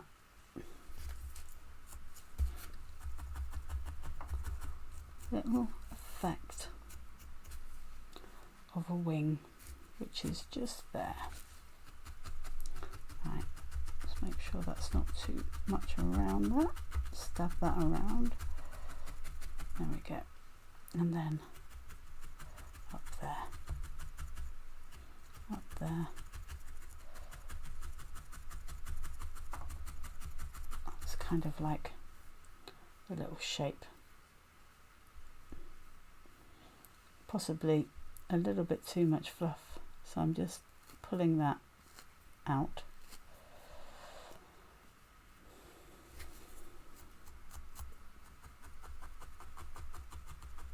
I've got to match it on the other side, remember. Okay, cute. Okay, I'm gonna match it on the other side. That's quite sweet from the face on, isn't it? Yeah, so let's do another triangle here. I've got slightly less wool in this, so let me take a few of those bits.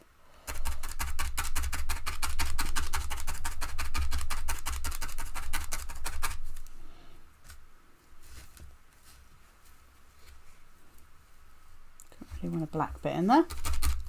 Fold that over that way. Fold that over that way, because this one's going on the other side. Let me have a look. Right, so I'm going to put you on there. Okay, let me get a little bit of fluff that I can join it with over the top, because I had slightly less wool. Okay, now so I've got my little triangle shape. I won't put the fluff on to start, just so you can see it a bit more, and I'm going to add that bit just under where I put the line for the head. Stab that in good and firm, because that's, you know, the joining place of the wing basically, and then the rest of it will just be shaping, and I will keep checking to see what I did on the other side. So yeah, started there, and now I'm going to add a bit of fluff in a minute to bounce that out, but let's pull that up into that shape, because that's how the wing goes.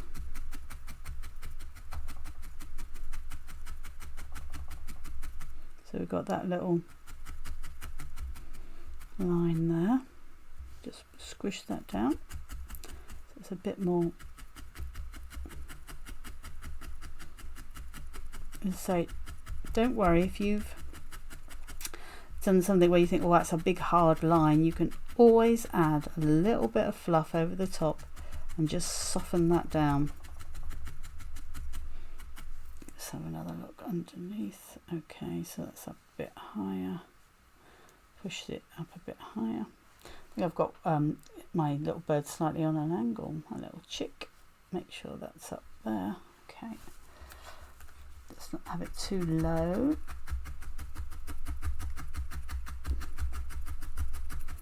There we go.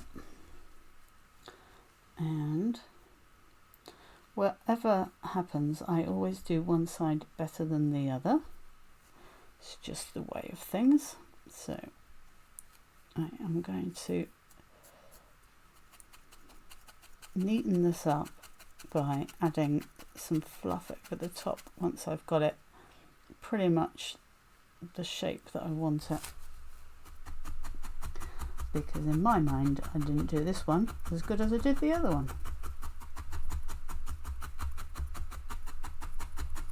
See, now when I'm stabbing in, I'm starting to feel like there's a centre in there, which is quite nice. Right, now let me put this fluff over the top to cover over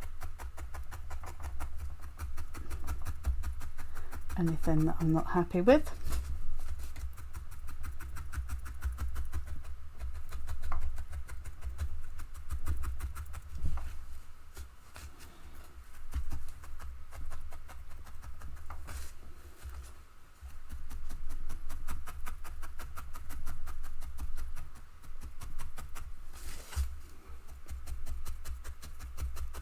Seem to be moving this bird all over the table today, don't I? There we go. Let's stab it up a bit, because they're tiny little wings, aren't they? There we go. Just that little effect of that fluffiness there, and that little effect of the fluffiness there, the other side. Possibly too big, but hey. Maybe my little chick is a few days old. Just maybe. Yeah.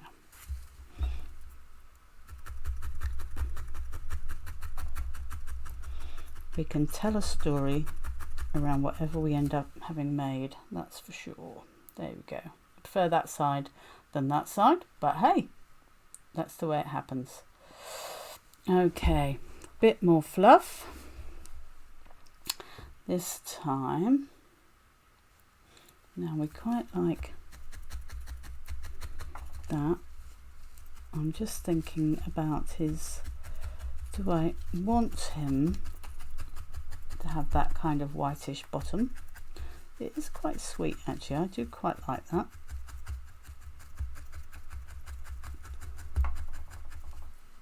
And perhaps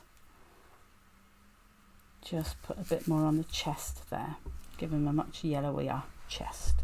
I think so. Add some to the chest. There we go.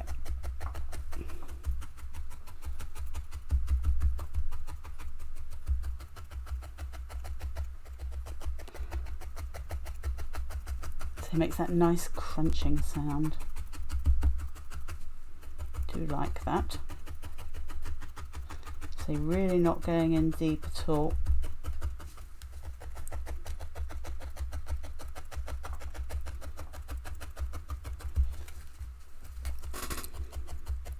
Also an advantage if you accidentally stab yourself that you haven't launched a huge needle into your finger.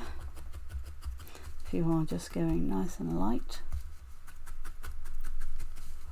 Here we go.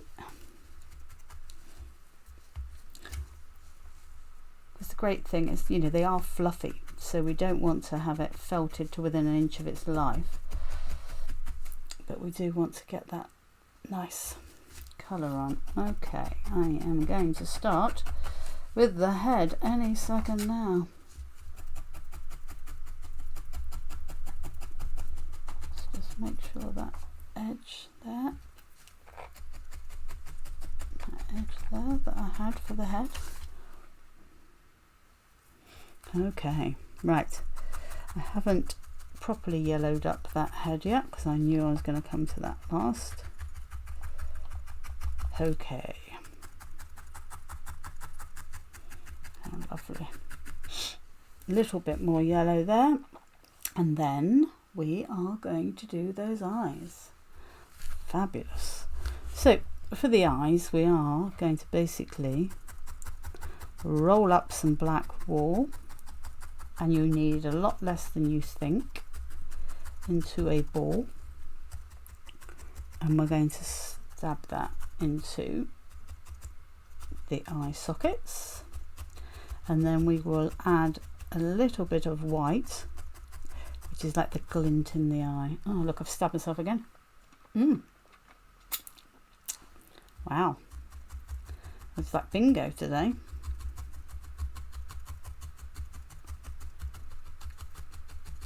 I'm obviously unpracticed doing videos. Oh look at that, that's so sweet. He's such a pudgy little chick. Perhaps you shouldn't be quite so pudgy. Perhaps I'll just make you a little bit less pudgy, maybe.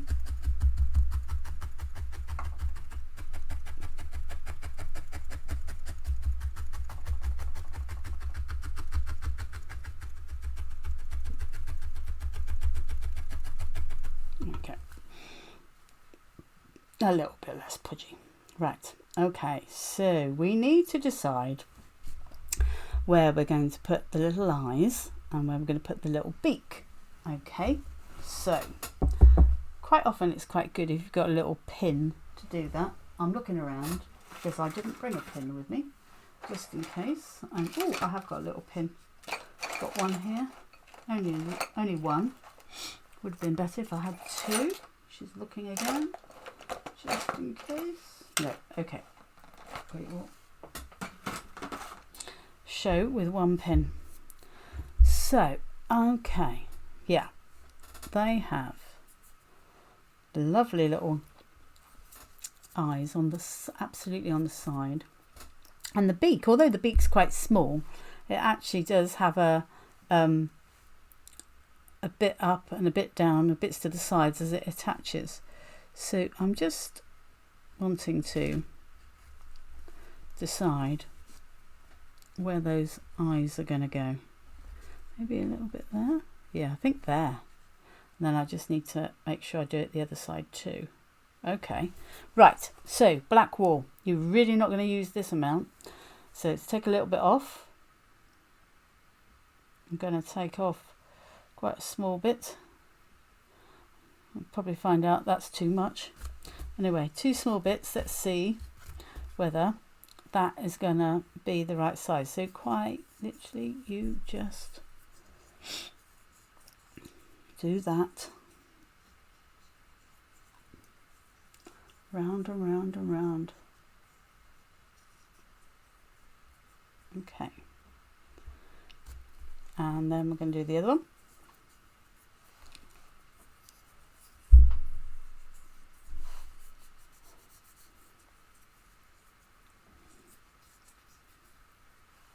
There we go. Right, so to start with, I am going to just stab around where I've put that pin.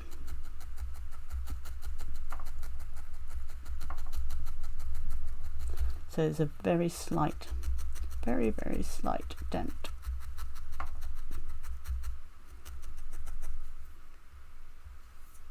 Yeah, very slight dent there.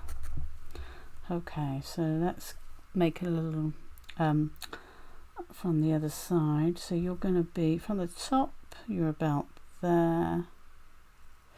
From in front, yeah, you're about there. Okay. If I've got it wrong, I can always cover it up with a bit of yellow. Okay. Let's put this side in first. So here we go. I'm going to use one needle for this. Put it roughly where it needs to go. Now what you're not going to do is to stab through the center. You're going to take the bit underneath and you're going to stab the bit underneath into the center of where you slightly stabbed, and you're going to go round underneath, stabbing it in, and you're going to go all the way round, just stabbing it in underneath and gradually pulling more and more down to underneath until you have a much smaller eye. What we don't want to do is to stab it flat, which if we went through the center we will just be stabbing it flat. So we are still pulling it underneath. So you can even take bits from the side, take them down underneath, keep taking them down to underneath until you get it to the size that you want it to get it to. I'll have a look in a minute and see how much more I need to do.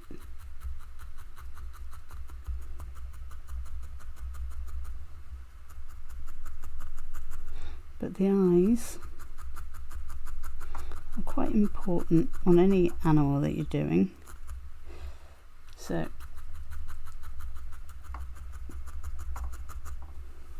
okay, still sticking out a bit, so that, which is fine. We will go around a bit more, take them down,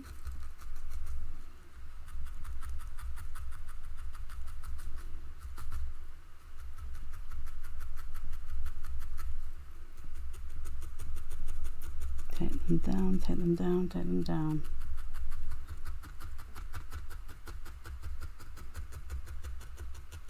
And in a minute what we will do is get a little bit of the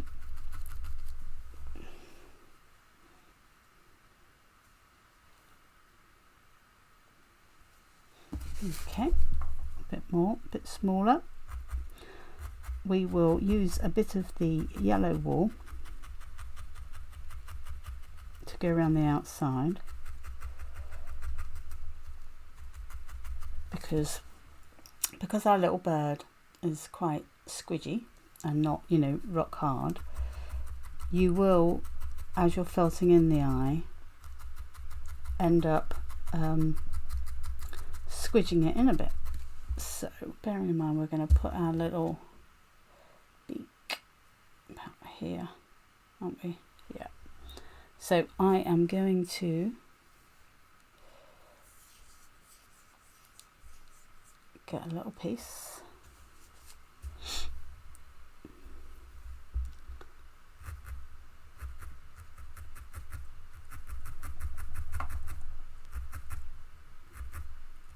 Okay, just start it off there, and then we're going to take it round. So we create a little eye socket really.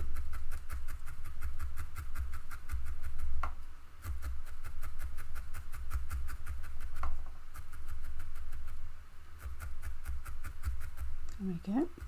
So just taking that round. So you're just using the same colour that you've already used, but it just will create that slight little ring of an eye socket.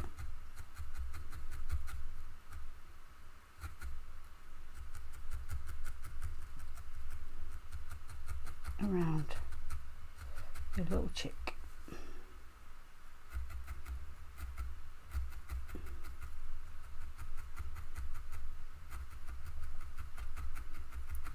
Okay.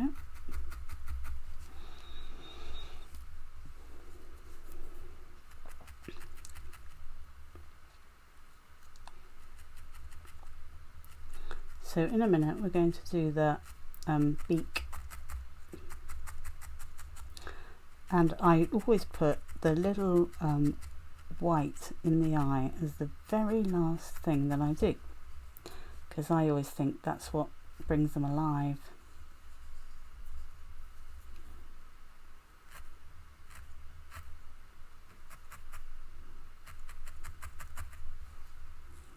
There we go.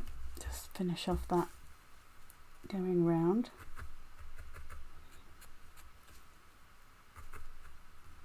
So depending on how big a black eye you did and whether you think you want it to look a bit smaller, you can bring that yellow in.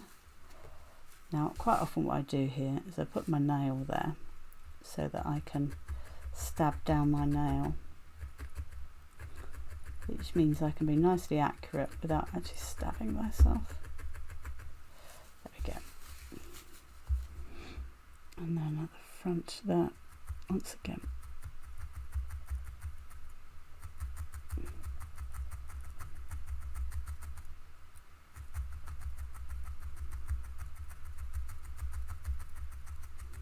There we go. Just gives you that little bit of detail. There we go.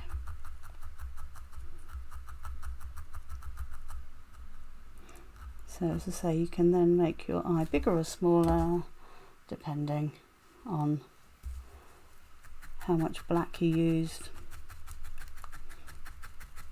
and whether you think it needs more or less. Right, so let's do the beak. I have to say the eyes are the thing that I continually muck about with, and oh, I'm terrible. Right, okay, beak. I'll do the other eye in a minute, but I just wanted to get the beak. So the beak is obviously a triangle, but there are several points that it joins the little head, because it's sort of got a top, two sides and a bottom point. So I am just going to, let me use the 2, and it's quite small obviously. So to start with, let me fold that over.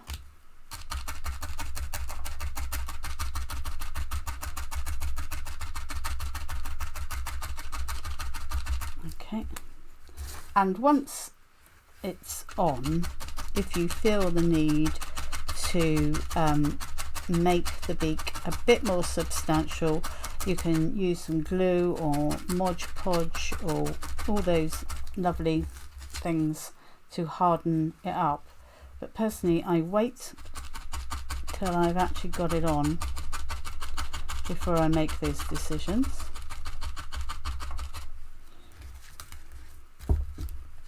Use my little single needle just to go down the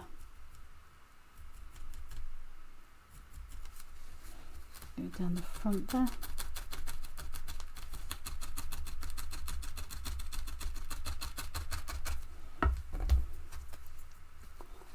Now then, business card.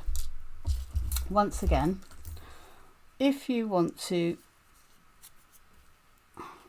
stab those edges much neater, get that business card, hold it in place, and then you can just stab to your heart's content,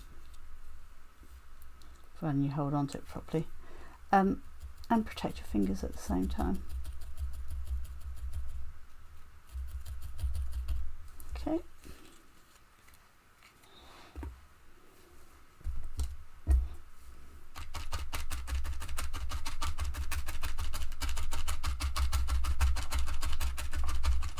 Now what I'm going to do, well, I've got far too much here actually, but I want to make that front bit a bit more substantial, so I'm going to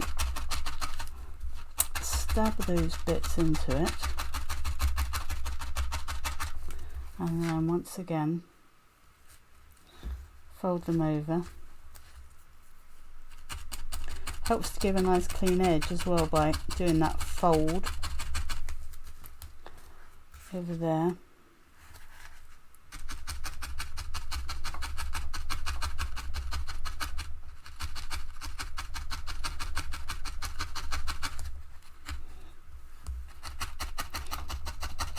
Because you want this to be fairly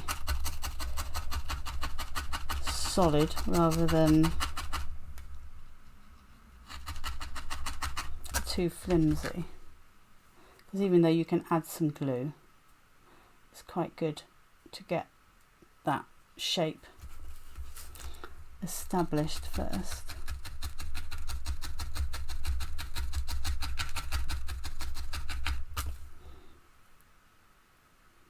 Okay, now they don't have a big beak. That is obviously far too massive, but what I'm going to do is I am going to take the scissors to it, because then what I do is I snip the ends so that I can bring it out fluffy. Yeah, and then I've got a fluffy edge again. Right, let's once again stab that end bit in.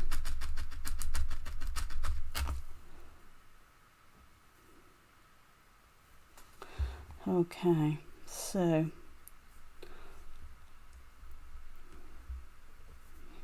your little beak's going to go about there, isn't it?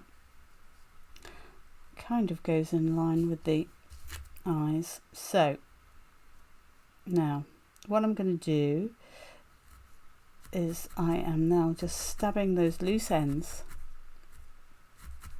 in a line, in. It's still fairly soft, and I'm just doing that top bit, and then I'm going to fold the nose upward and do it from the bottom. Bear in mind I can still tidy it up with a bit of yellow wool, so there we go, down, a little bit untidy there, but just in that little line. There we go. Is it in the right place? I think I should check now. There we go.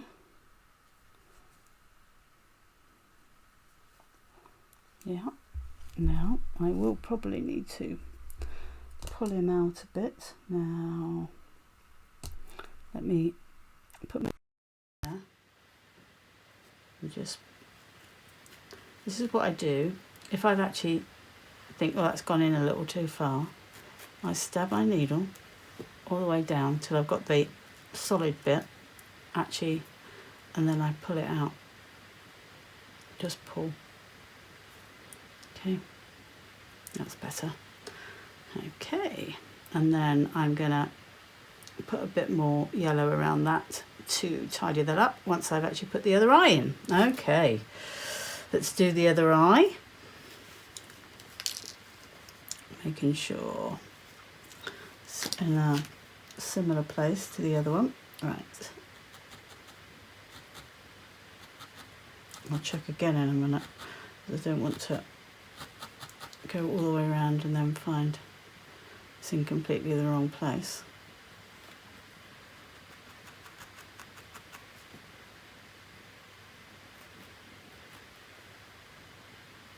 It's cute. Okay. Yeah, so don't come down anymore, that's for sure.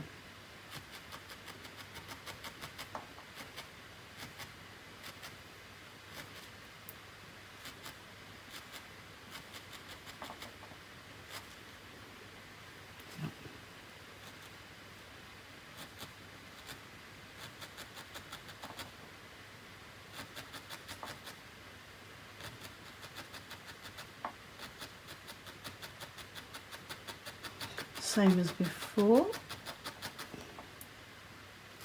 stabbing around and underneath,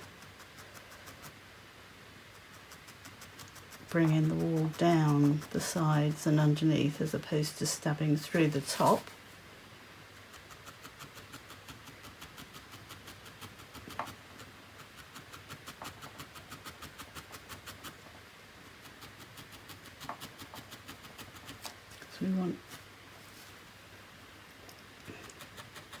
We want the wall to disappear inside, but by going in underneath.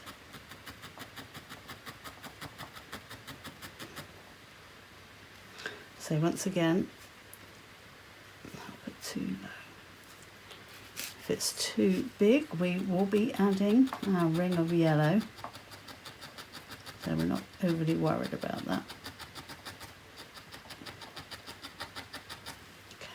Going to do it underneath up the top because we don't want it to go any lower.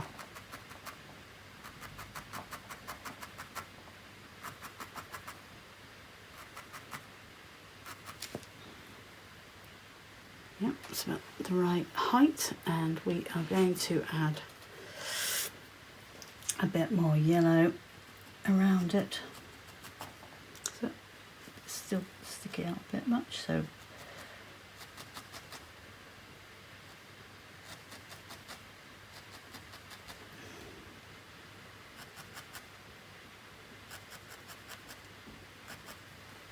there we go, that's good. Right, that's about right. We're going to add another ring of yellow. How exciting, we're nearly there.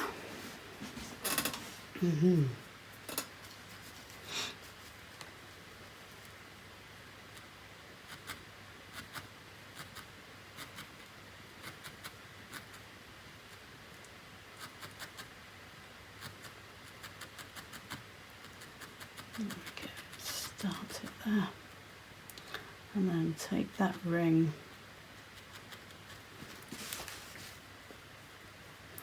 around the eye.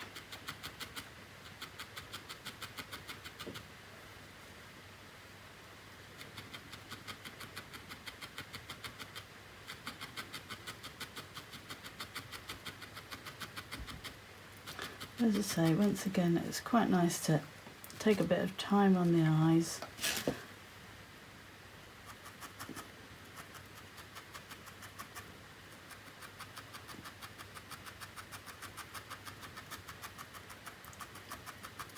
Because you can do many adjustments with the, say, the adding of sort of socket, as I call it.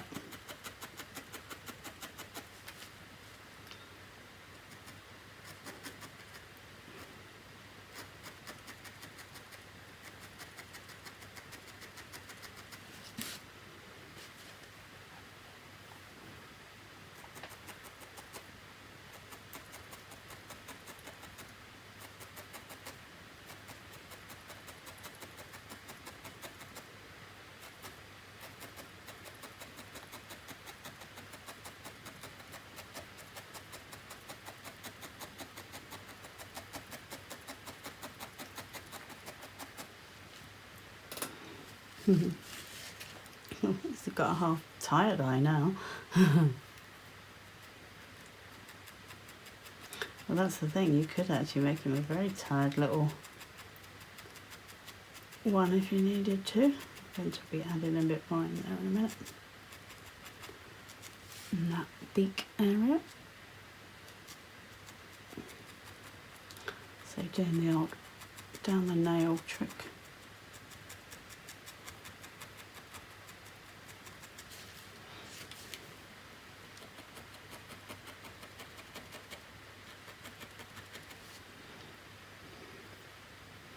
Okay, we've pulled that a little bit too far, so let's get the old trick. Put it out, there you go. Yeah. Okay, and we will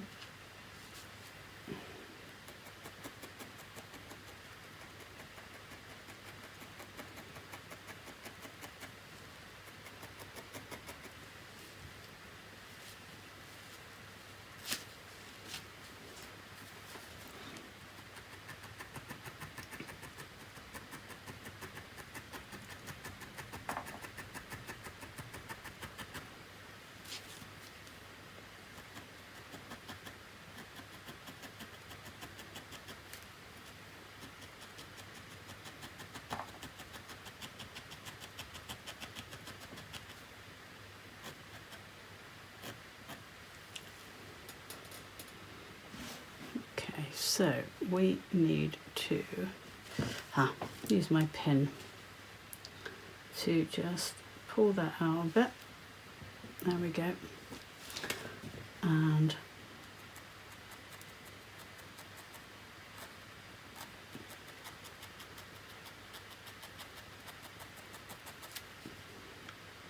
put a little bit more of the yellow on the top, as in eyebrow.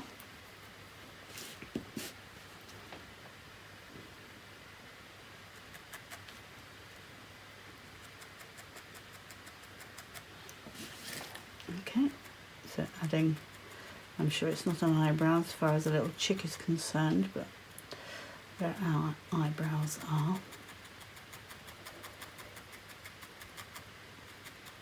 Add a little bit more yellow there.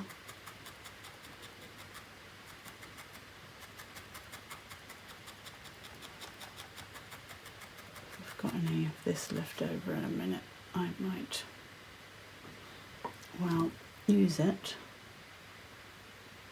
Come on. I did too good a job putting you in, didn't I? There we go. That's why you need to keep checking as you're doing these things, rather than looking afterwards and then realising I needed to make adjustments. But that's how I do it. I just use a pin or a needle and I pull it out.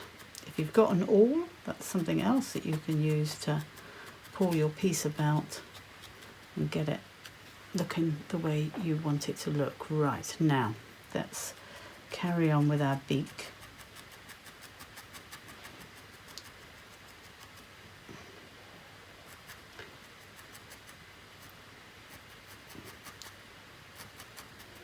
Because we have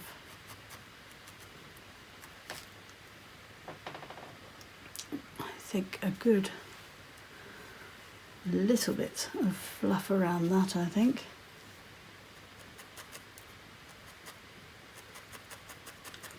So that it's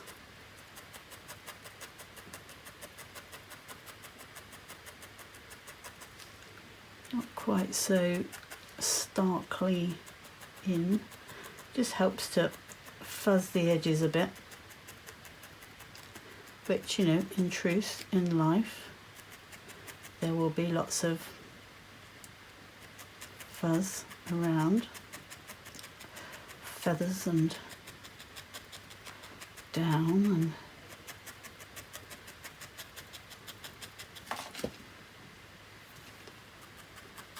there we go. Now then.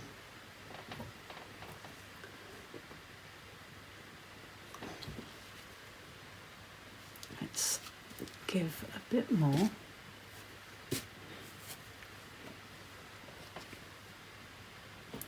Here of the yellow, because I think when we added our beak, we dented that bit just a little bit too much.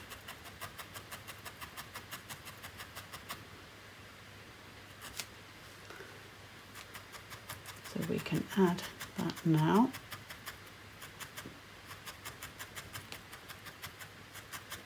So you can actually add quite a big beak and then just cover it, backfill as it were, with the yellow,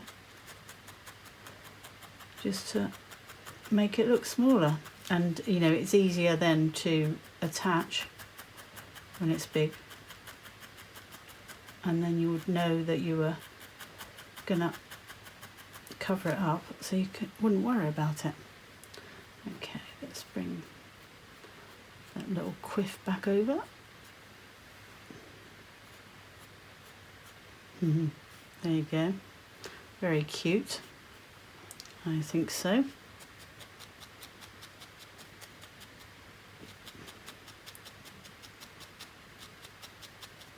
There we go. It's got quite a fuzzy little head now, hasn't he? That's quite cute actually. I like that. I might not change that.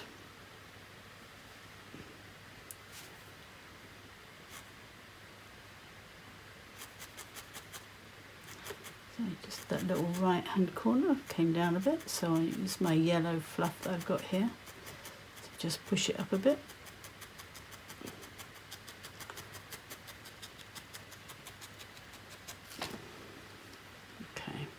Straighten those little footsies out. Haven't been looking at those, have we? There we go.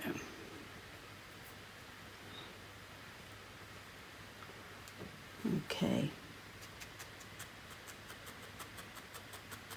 Now I'm just going to go around doing bits of tidying up in shapes which might, you know, be sticking out that I don't want to, and I can add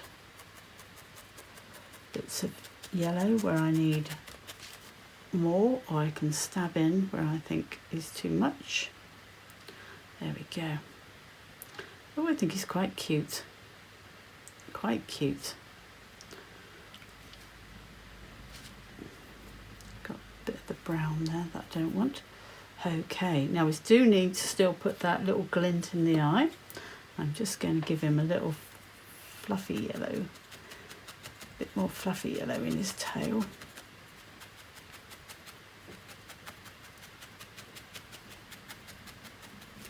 For no reason other than I want to.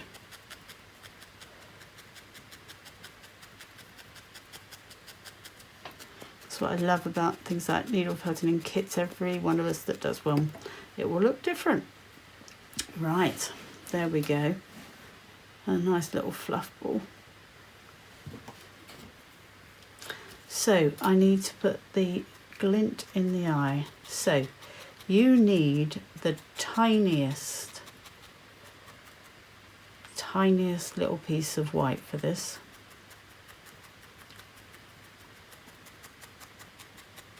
There we go. Right, tiniest. Can you see? That is just a tiniest bit of fluff. Let me see if you can see it against the black. Can you see that?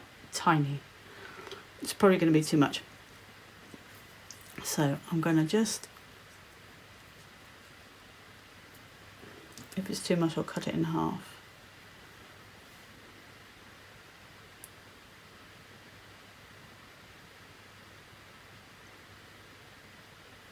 Okay. Let's start.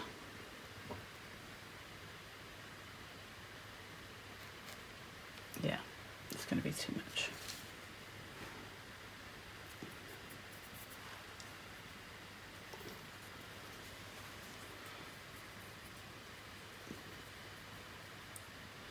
So the tiniest. single needle. Okay, decide where you're going to put. You're going to stab down in just one place because you just want a dot. So just stab down in one place and take that whole bit of fluff. See, it's gone in too far now. Can I recover it, or do I need to go get myself another piece? Oh, nope, recovered. Okay, so there you go. I pulled it back up again, and then I'm just going down again. Tiniest of tiny. Now I'm just going to snip away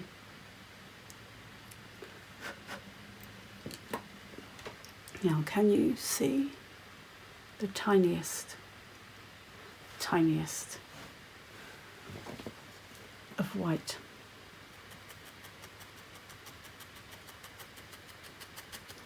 Just see how I can't stop playing. This is me. I'm constantly, and I will be continued to play around and stab around. Right, another little bit, and then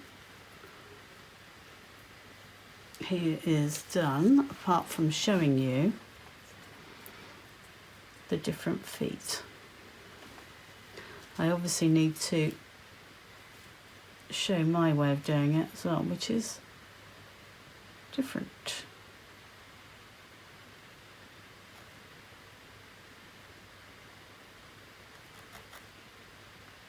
There we go, tiny, tiny.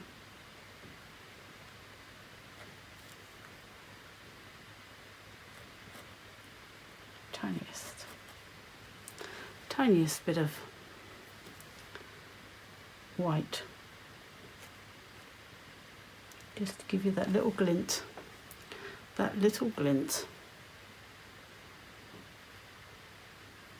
Okay, there you go.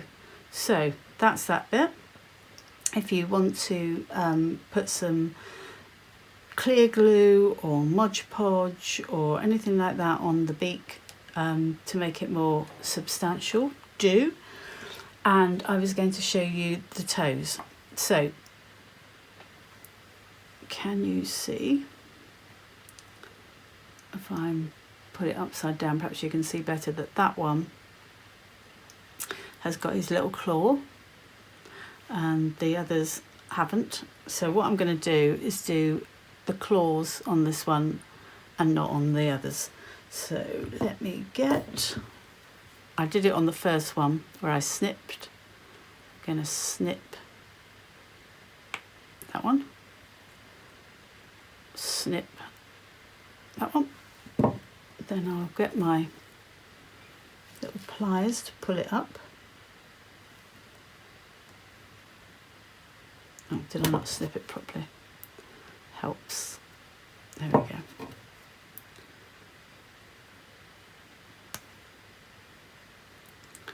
There you go.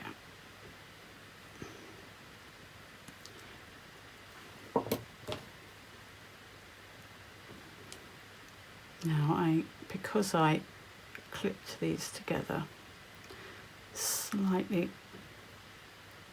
there you go, more awkward to bring it out, which is why if you're going to do this you need to not really squish the end bits together so that you have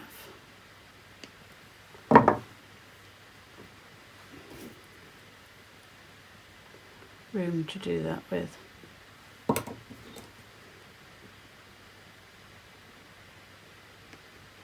There we go. Let's say it is just one of those decisions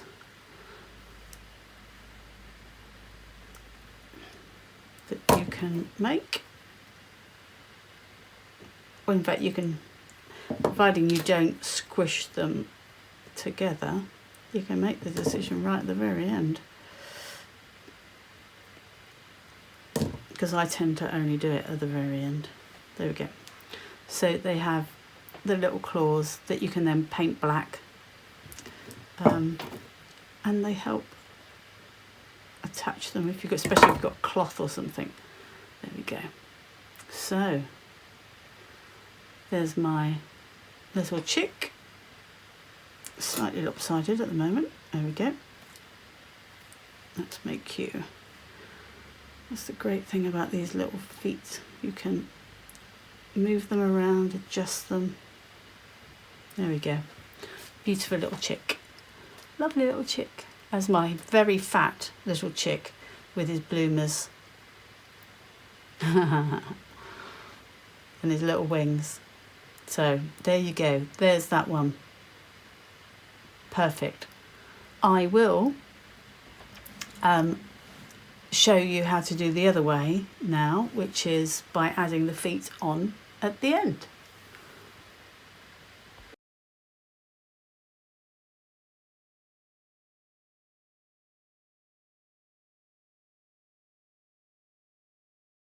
Okay, so now take 2. I am going to show you the version of the chick where we have already done our wonderful little feet. I am now going to make the shape of the chick separate and attach the feet afterwards. This is just my personal preference because I love to be able to have freedom to make the shape without stabbing the wire. So here we go. We are going to start obviously with the core like we always do, and as is my kind of MO, I am going to split in half, and in fact I am going to use this half and I'm going to split this other half in half. I've already shown you about the splitting, so I'm not going to explain that again. Right, so we still obviously are going to make exactly the same little chick. I mean, obviously it will turn out different. I've never made 2 things identical, but I am going to make the little egg shape and the little dot almost of a head on top, and then everything else is the same before we actually add the feet afterwards. So let me show you how we do that and how it's different.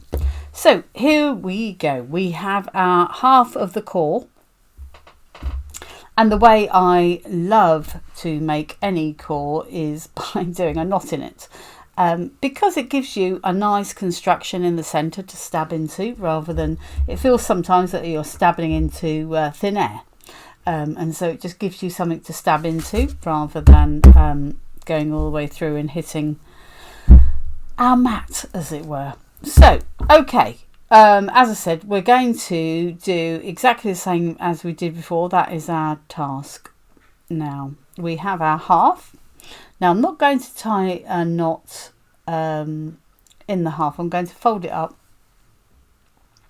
and then I'm going to tie a knot.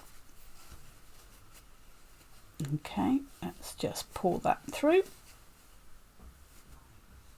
And I'm not going to do it tight because as we've established, the little chick is a lovely little fluffy young chick, but that will just give us a nice little scent. So we've got a chunkier bit at this end and a smaller bit at that end, and let's scatter or spread even that around. Now I'm going to take my 2 needles and I am going to just tack these loose bits in.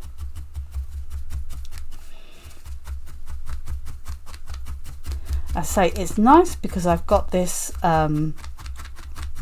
center knot to stab into, and I feel the crunch immediately. I've done very little felting so far, just in case you have come straight to this and not seen the first bit. So just to explain that the needles obviously we have barbs on the end of the needles, and I've got the 2 needles together here, and we've got the single needle. And if you put the wool under a microscope, the strands actually have scales on them. So this process of stabbing with a barbed needle into a rough fibre means that you're actually locking those scales together with the barbs. You're almost like mixing up the fibres so that they lock. In the same way as when you put your jumper in the washing machine on far too hot a wash, and it shrinks and it cannot recover, and that is because those scales have locked. Okay, and it's that process, but a lot slower. So my stabbing, as I call it, as my little tacking down at the moment, is that process. So I just want to try and establish a kind of egg shape, because if I go back to the one I did earlier through the other version, you've kind of got this egg shape that we want to produce. So we've got our core that we can then work upon. So that's that nice bulk there. I'm going to just stab in a little bit here to make that smaller end of the egg. And because I haven't got a wire in the center, I can stab to my heart's content. And if you have watched the other one, you'll notice that I stabbed myself, I think twice, maybe even 3 times. And I know basically the chatting distracts me, but probably also the fact that I'm just trying to avoid the wire also is a distraction, rather than knowing I don't have to worry about things like that, and I can just make my shape. So that's why I do it this way. It's my preference. It's no way is it the best way or the worst way. It's just the way I prefer to do it. There are many ways of doing all of these processes, and hopefully by giving you lots of different versions, it gives you the ability to make your choice as to what you prefer to do. Okay, so I really am just, there is no process to what I'm doing now, other than I'm just trying to make a basic egg shape. And it won't be perfect. I am just trying to make it bigger at one end than the other, basically. And then I'm going to use the other 2 pieces of wool that I've got here to further emphasize that shape. Bearing in mind, I want to do that nice little head. Now, the way it's going to go is that I want this to be the main body, that to be the tail, and I'd like to put the head on there. So bearing in mind how squishy this is, because it's a lovely little chick, I'm not going to do that much more than that, because bearing in mind every time you add wool and stab in, you are further consolidating. So, and bearing in mind we will make the core and the shape, and then we also have all this lovely wool to add on top. If I show you on the previous one that I did, I still had this amount of core and this amount of yellow left. So the idea is you don't have to use it all, and I always try and leave a bit that I can add at any stage, because I'm always thinking I'm going to run out, so I need to make sure I've got something just in case. Okay, so brilliant. And the great thing is about the feet is that chicks have huge feet in comparison to their bodies, so it doesn't matter how big they are in comparison. Right, so I am going to add those feet with the yellow. So with regards to the white, we are just trying to make the shape. So having made that basic, I am going to try and put our little head on there. So I don't want to use all of that third. So So let me use this. I am going to do another little very loose knot. Let me stab that a little bit just to make it a little bit more solid to add, and then I will put further wool around it to enhance it.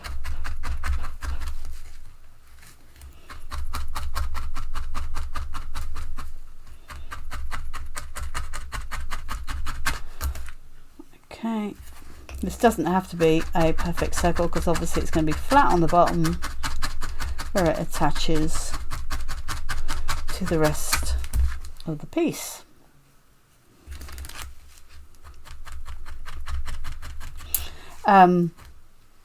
One of the questions always asked is how hard is hard in terms of the sculpture, and it completely depends on you. And I think when you start, it's as well to not go rock hard, it's as well to get used to sculpting the shapes. And so certainly with something like this, with a chick, it's quite nice to have it soft and fluffy, because that is what a chick is. When you're doing other things, like once you progress on and you want to do things like horses or things which have musculature, then you need to do them a bit harder in order to get that. But when you're at the beginning, you just need to get used to creating the shapes. And that's why these particular kits, these beginner kits, are brilliant for that. Okay, so I am thinking I'm going to add my little ball there, so that, and I've actually got it still quite squidgy, so I don't need to add, I'm going to just tack that down around the edges without too much of fuss. And then I'm going to have a look at it and decide how much extra I need to do or change or not. Let me just felt up a bit from there. This is a great thing about not having the wire in the middle. I don't have to worry about it. I am purely thinking about the shape. Okay, yeah, so that's where I wanted my the little, make sure I got the little head shape coming down and the fluffy tail. Bearing in mind I'm going to add the feet and need to add some more fluff there. So that's essentially the shape. So let me just do a little bit more tacking down before I add some wool over the top to help to hold it in place. I always think about stapling it in place, because the added fibres just help you to do that. Okay, brilliant. There we go. I've got that really basic boop head. Lovely. Now I've still got masses of wool. Brilliant. So I'm going to take the smaller piece and I am going to wrap it. So I'm going to start at the tail and I am wrapping, not as in Snoop Dogg, but as in presents. Okay, there we go. Let's just tack that on.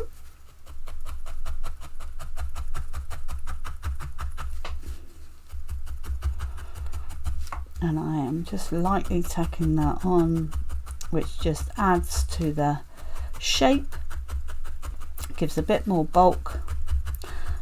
As I say, I'm going to keep saying we still have that top layer to add, with there's a fair amount of fibre in that. So if you're worried that you've made a mistake, as in you may have a hard line or something, it can still be covered up when we come to the yellow, the chick yellow that goes on.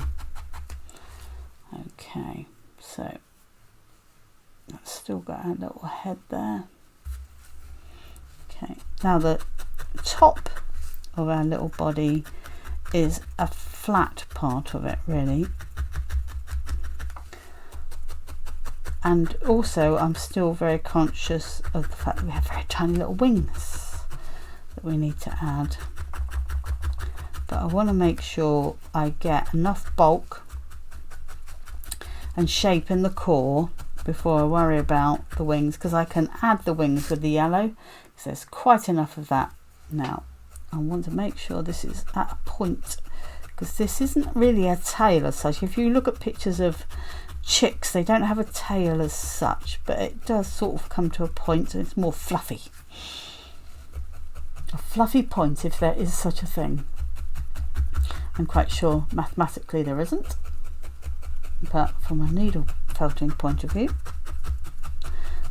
there most definitely is. Okay, so now I'm looking from the front, and I want to make sure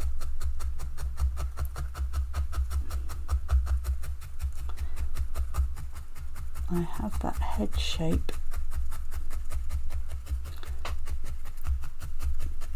and also that where it chubbies out a bit.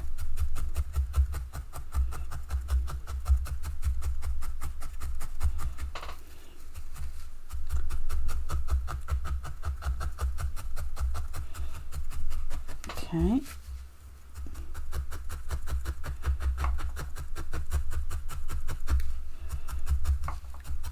Just solidifying all the way round.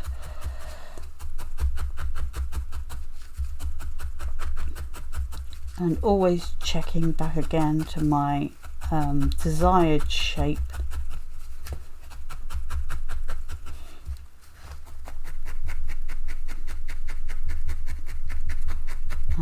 And making sure that head shape is most definitely attached.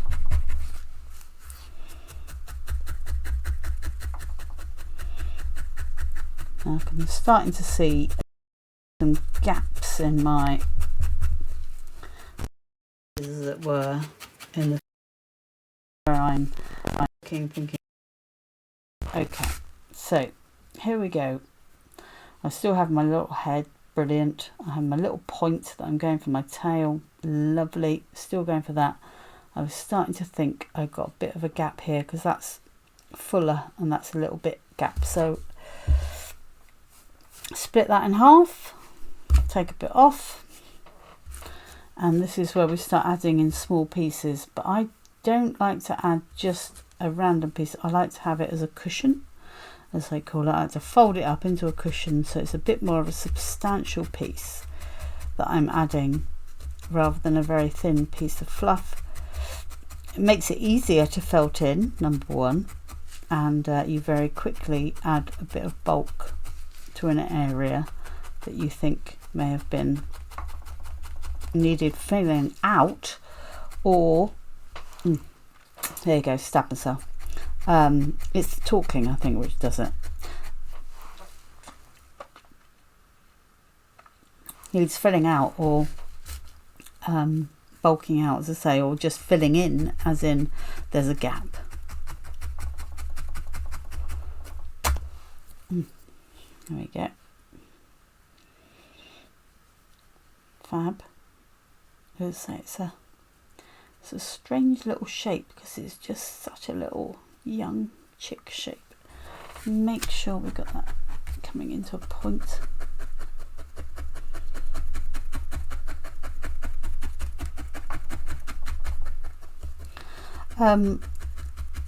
With regards to how fast you felt or don't, there is no absolute. It makes no difference whether you fast slowly or you do it fast. It's however is comfortable for you. And if at any stage you feel your arm aching or your back aching, then rest, stretch, go make yourself a cup of tea or a glass of water, whichever is your poison, as they say. But always try and make sure you are in a good position. Actually, one thing about the videoing is it makes me be in a better position than I normally, because I have to sit back, whereas quite often, and I'm gonna put my head in the way, I'm over my work when I'm doing my pieces and not on video. So actually this is better for me. Perhaps I should video all my makes so that I actually have better posture. Okay, there we go. So lovely. We have got, let me refer back to my actual piece I've made before. So yeah, okay, and I've still got the more to add. So let's have a look at the sides. Let's make sure that we have, bearing in mind I'm going to be adding my feet, legs underneath. I need to make sure those sides, because I'm going to have wings there. Now I like to make the wings actually in the yellow, so I just need to make sure they're bulky enough. So once again I am going to start here and I'm going to wrap down this time. I haven't made it to the bottom, but that's probably a good thing, because the bottom is not where the bulk is. We have plenty more wool to bulk out a bit more. I'm just here trying to build up the shape. I may, because I seem to have a nice lot of core wool here in my half. So I'm using the same amount here that I used on the first one that I did around the legs and the wire. But what I may do is initially join the feet with the white, because and then do everything else with the yellow. I do love that yellow.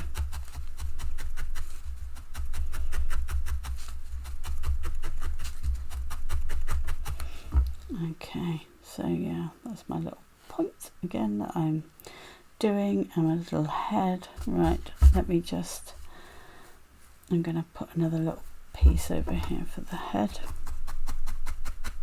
The head is where we're going to add the eyes and the beak.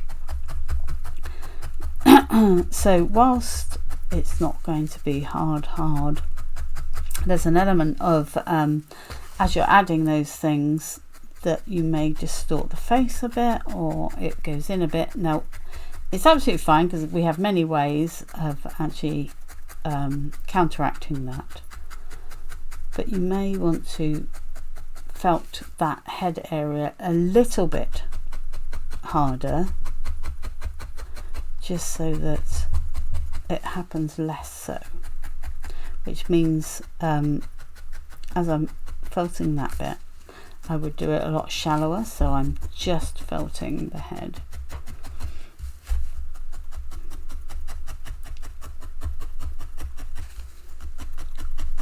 The fact that the head is smaller as well is a good thing, because every time you felt stab in, you are making that area more compact and therefore smaller.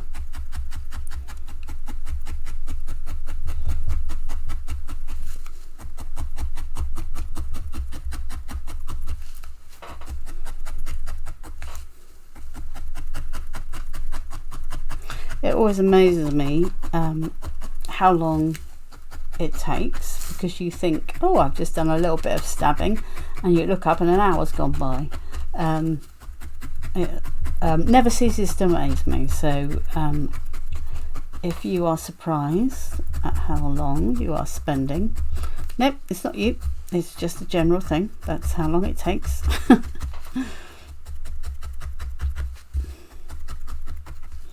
Okay, lovely. Right, I'm gonna start preparing that area underneath for our feet, you know, for our legs. As reluctant as I am to add them until I'm ready. I love not worrying about the wire.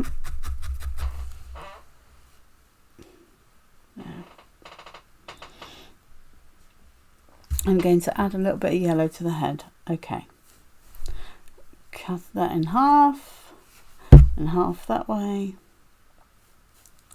half that way. I really am just putting a little bit over the head, just because I want to felt it a bit harder, but with the right colour, because I don't really want it to be bigger. And I'm thinking I'm going to start adding the legs, and I'd quite like to say not worry about any wire at all, if I can do, until the last minute.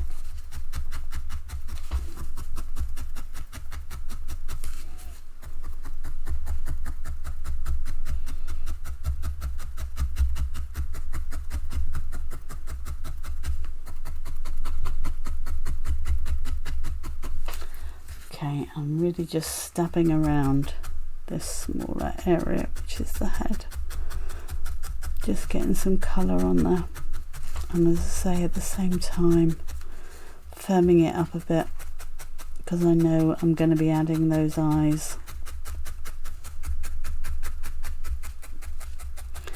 and they will indent a bit.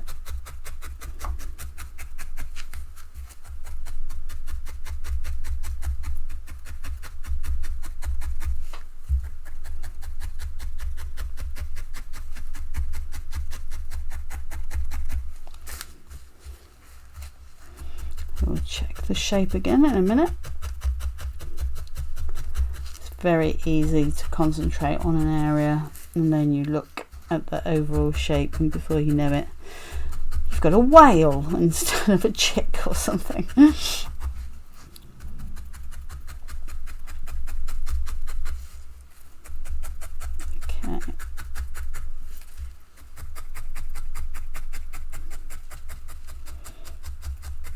There we go.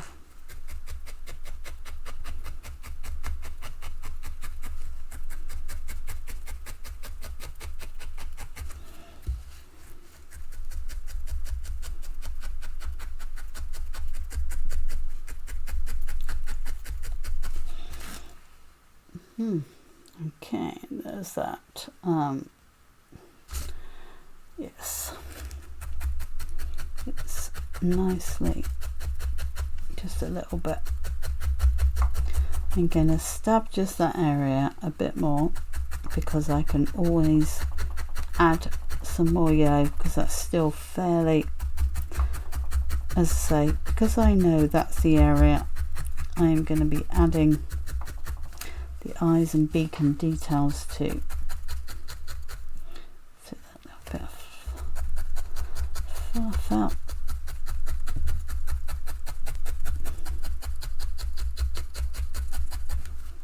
Okay. I often squeeze it and then felt in that bit which pops up, as it were.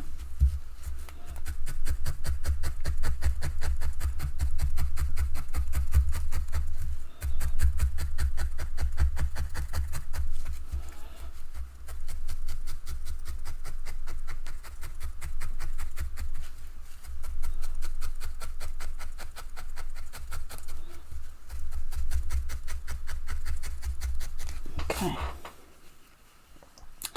there we go. I'm going to add a little bit smaller yellow again over the top of that. I'm going to do it that way this time.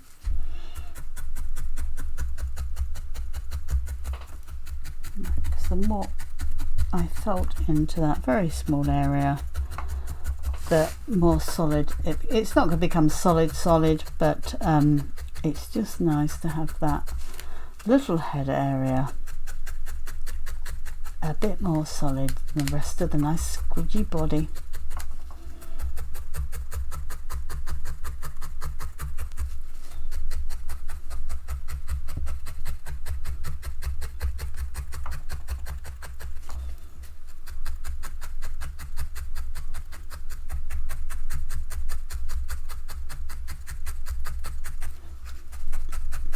And it's such a lovely crunch when you're felting in.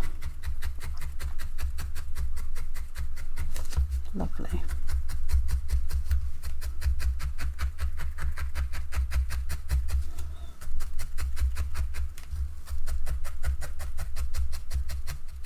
Okay.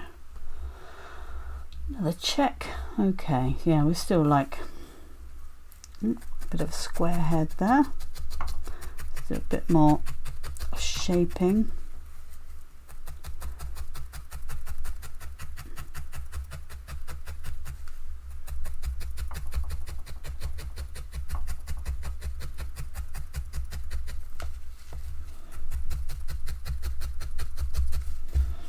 There we go. Go around and say I love to move it around, and so I'm stabbing all around, never just in one place. There you go. That's nice. Okay. It's like still not solid. It's just a bit more solid than the rest of it. So the even way that I'm going to add wall, that bit will just be a little bit more solid. I'm just going to have a little drink of water. Nice. Okay, so the legs, as I say, I think it's probably quite a good idea to add them now, because these little chicks have huge legs, but if I add it with the white, it gives me more ability to give a little bit. I love to give them little pantaloons down here, you know.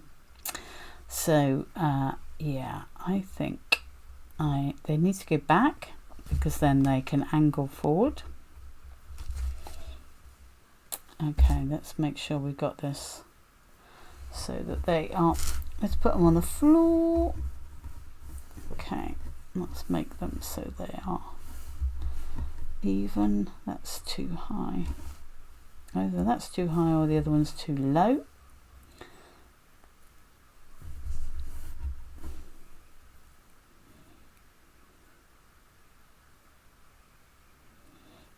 This is not an issue, because that's the whole point of doing it this way, that I can adjust them. Okay, here we go. The only reason it's quite nice to have these bits is that attaches, and it just means when you move it about, it's got that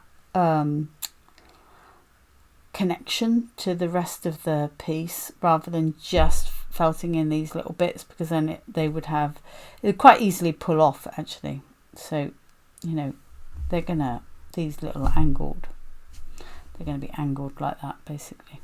Okay, so let me make sure that the actual legs, now I know that looks very odd, but that's because if you look at this chick, if I put that there and then put, yeah, he does have longer legs. He will have longer legs than this one, but that's just the way it is.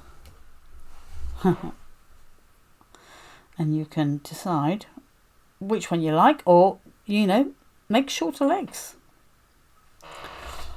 Right, so let me just take a small piece to start with. Very small piece to start with, and so I've decided that's about where it's going to go. And this purely is to stab around and just tack in place.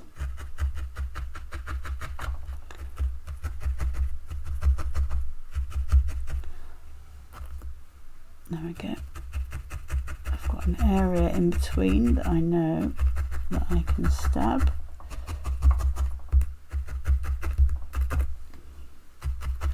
Once I've established the in between outside of all the different areas, then I can play around a bit more.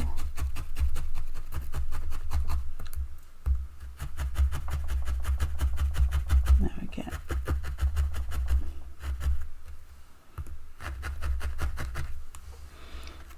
and we will actually do pantaloons down the tops of the legs, which will then also attach into the body, and that's another great way of connecting it.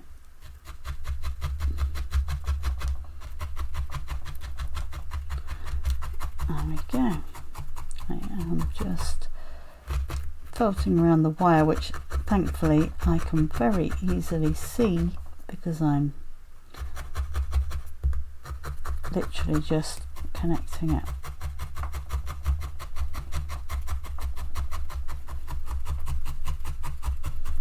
But yeah, the pantaloons really help in terms of connecting the legs to the main structure, and also they're very pretty. I love birds and their feathered little knickerbockers, pantaloons, whatever you want to call them.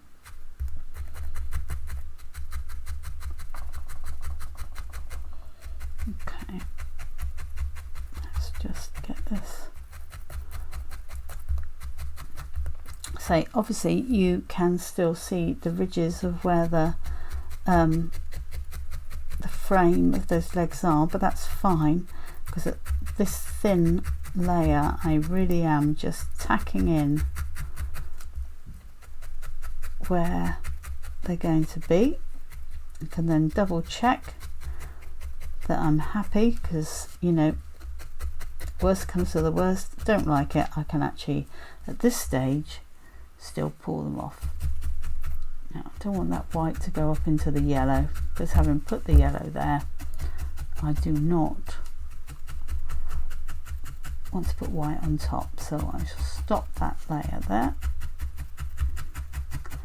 come back and just stab up into the body. Now bear in mind, underneath the little chicks they have quite a lot of fluff, so once again all of this will be well hidden.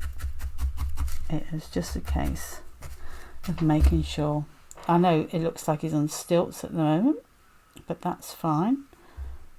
Bearing in mind they do have huge feet, but a lot of this will be covered up. I just want to get it so that needs to go up there to get it so that it's balanced.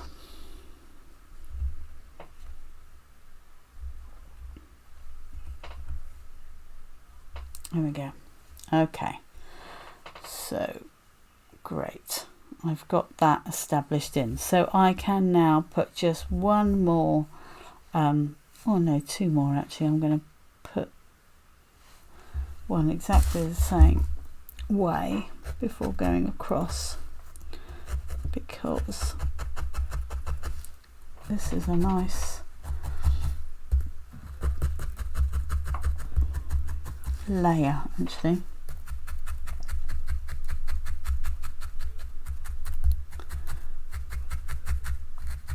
Which is really nice because I can see and feel exactly where it is before stabbing in.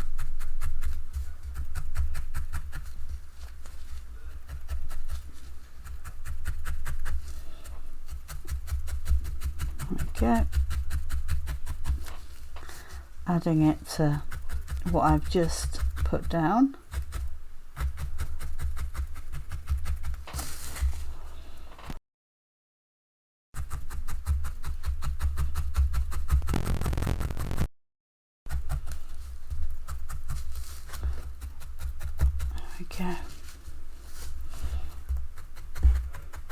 Already it's amazing how much of that is being covered up.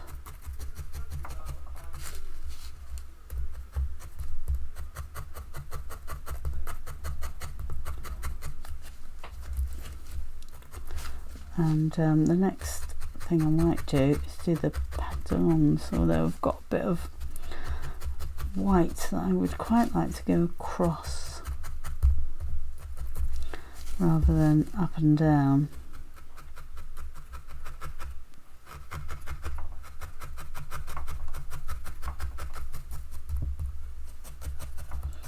I need to have another look, Make sure we've still got our little head, which we have, and our great big long legs. That's fine. Okay, I am going to keep that. I am going to do my pantaloons. So nice thinnish piece, 2 pieces, 1 each side. So this is going to be done in the same way as the other side. This way it does always give you longer legs, but with regards to, well, only longer legs actually, because I've done them exactly the same size as if I'd done them the other way. Quite often I do them shorter. I just was showing the comparison for this and the 2 ways of doing it. So here we go, wrapping it round, wrapping round over his little trousers all the way, and this really helps to establish those feet in, because all the way around now in those little pantaloons I am now stabbing all the way round.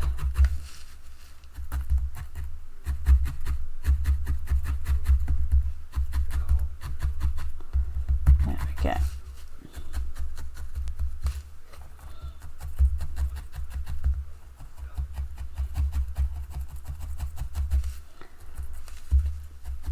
I won't do too much this first stabbing because I want to do get the other one on. Okay, now we get the other one on. Once again, this side, pull it round, stab that, anchor that in to the body. And we can go around as many times as we like and stab it down. There we go.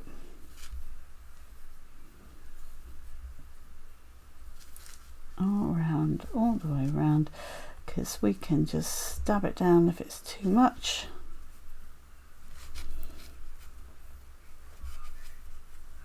There we go. Stab that down.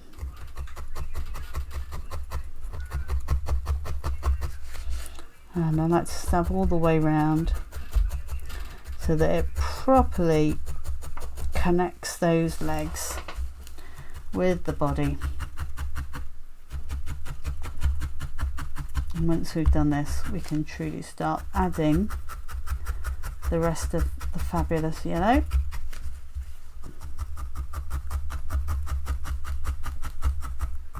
And because this part of the feet structure is just at the very bottom and not in the middle, I only have to worry about it when I'm adding directly to this bottom area and not when I'm felting on top, because unless I'm stabbing far too much into it, it is not a problem. There we go.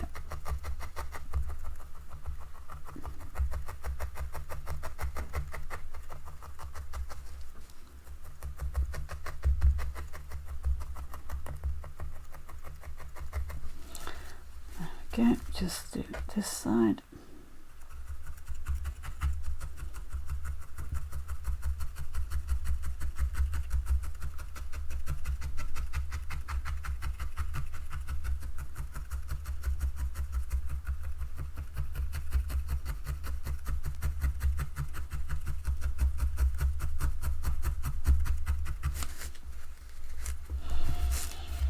And down the center. It's not just on the outside, we need to make sure we establish that connection in the very center. Lovely. There we go. Yes, and it stands up still. Lovely. Right, we still have a very little head. Brilliant. So I am going to now add some more colour. Let's have a small piece at a time. So from we've done the head, but I am going to go over the back.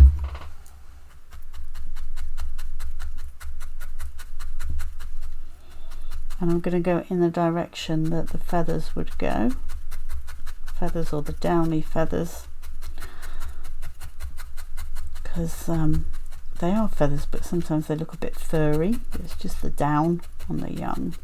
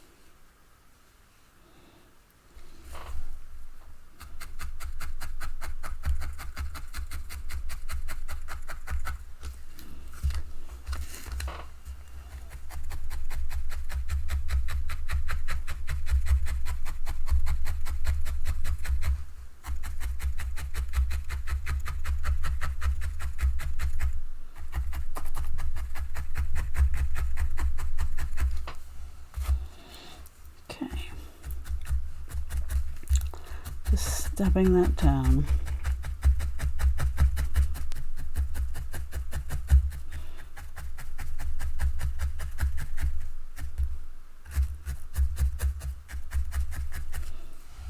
Okay, bit of colour added there.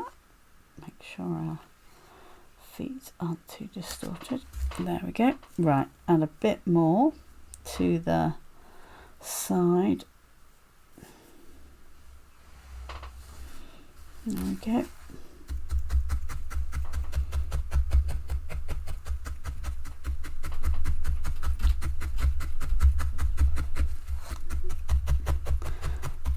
And it doesn't have to be a thick layer of the yellow. You can still have bits of the white showing through, because, you know, no animal has a complete solid colour of any fur or feathers, so it does not have to be really, really thick.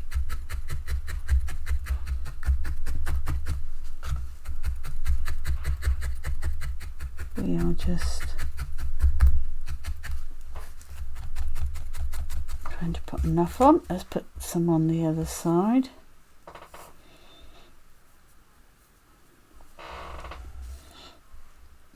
Okay, once again, I need to check the shape again in a minute, but I just want to, I still have a quarter of the gorgeous chick yellow. Of course, I still have a bit from earlier as well if I'm thinking, ooh, but it would be nice to just use my half and know that you could do both ways using your half of the wool.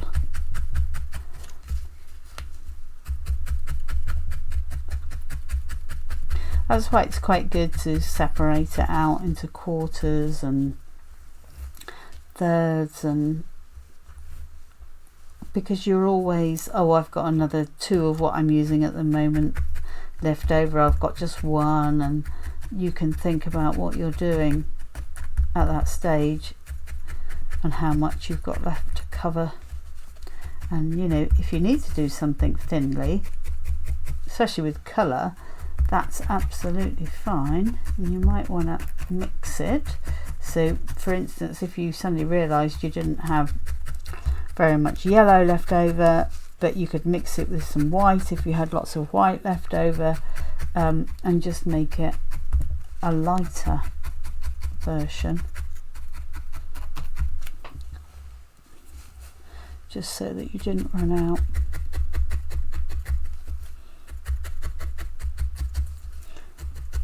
Need a bit on the chest here at the moment. I believe. Just stab around. So I still need to add more wings. I need to make sure that chest is covered.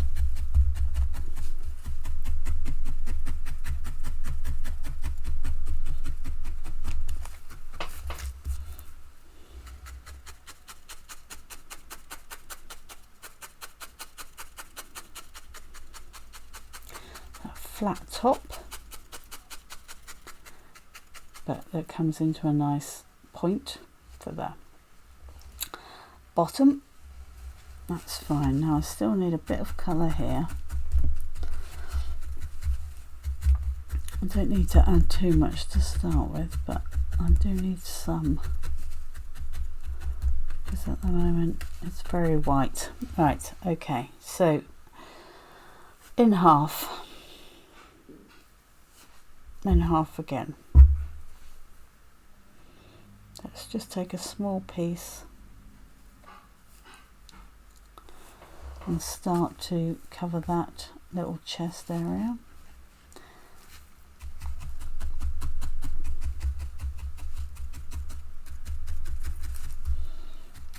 So less is more. Start with a faint colouring, and if that's enough, that's great.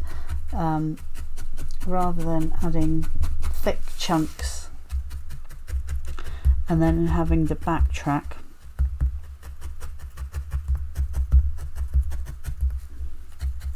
Obviously underneath I know I have my wire, so this is where I am gingerly just, but the thing is, because I know I've stabbed the rest of it to the level I need to, I can do this quite lightly, knowing that there's wire there and not worry about it. Okay, I need to add a bit more yellow over that side. This side seems fine.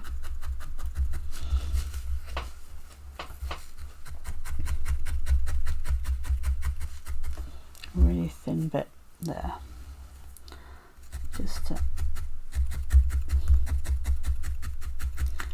add that bit.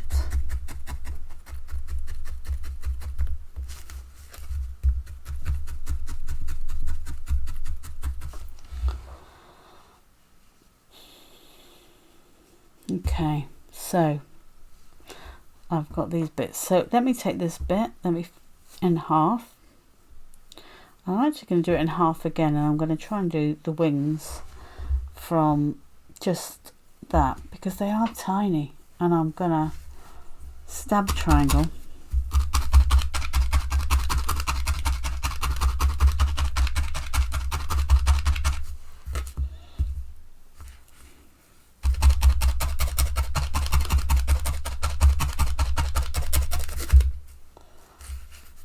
And then fold that over.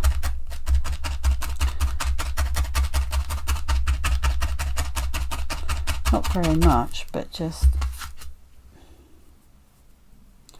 I think I'm going to add that to there.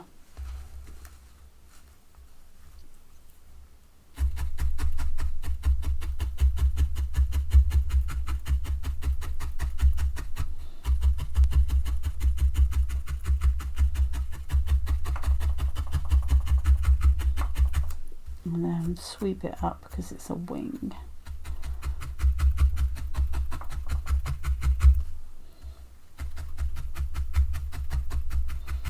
Say a thin amount, because I really don't think they're very much at all, but they do have wings, they're just tiny, and obviously they grow. Okay, a little bit of a wing, and then let's do a triangle for this side.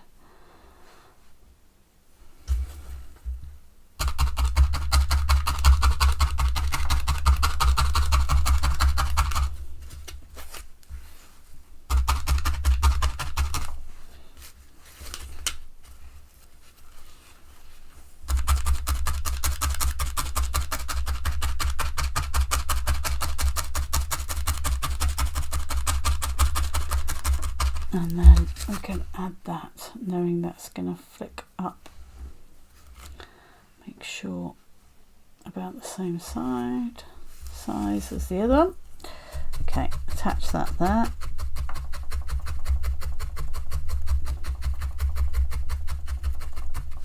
And then you know that needs to go up there.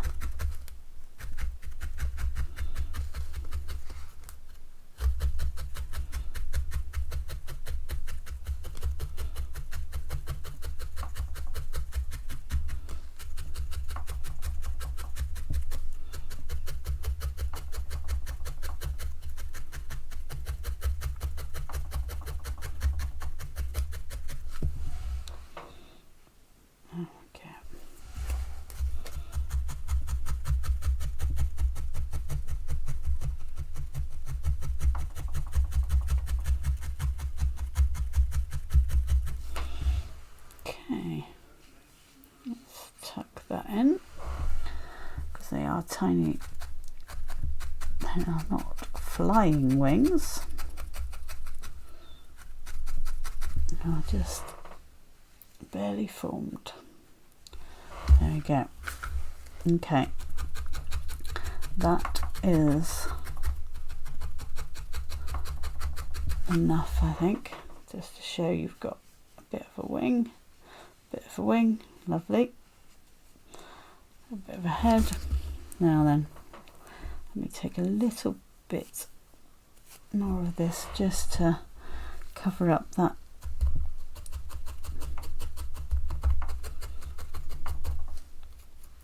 little bit of vegetable matter there. Slightly too solid leg.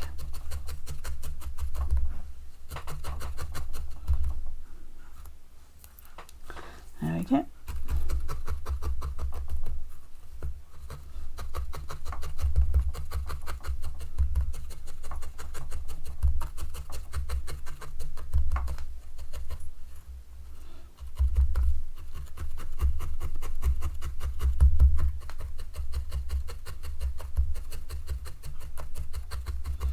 Okay, and then the other side, which clearly will have a slightly too solid leg as well.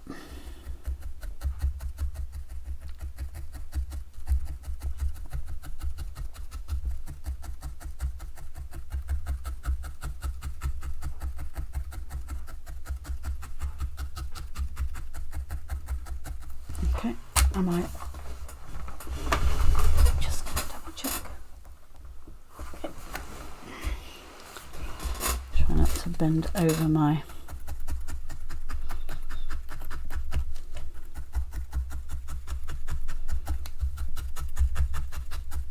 okay. There we go. Makes that nice and fluffy, lovely.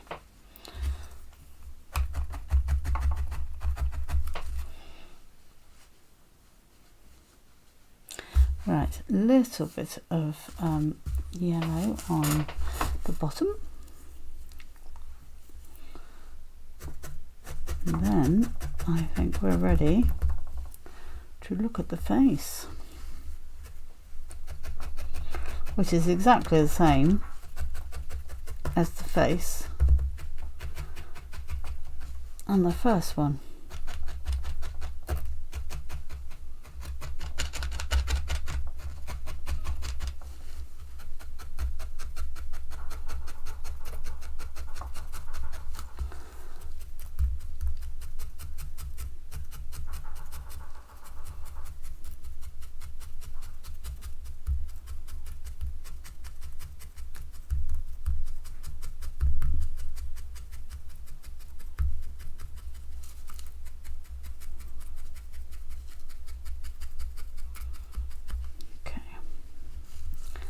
Nice little pointy but fluffy.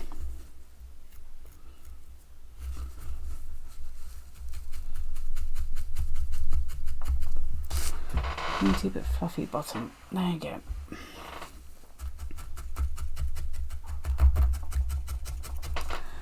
Okay, move that out, move that out.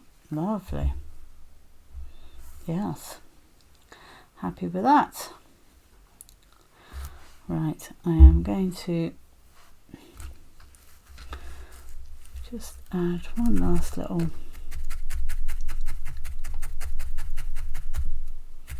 decoration on top of the head, and then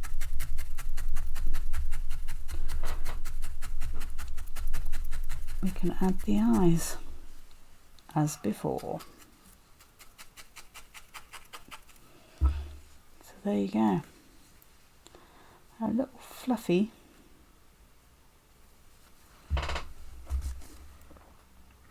chick.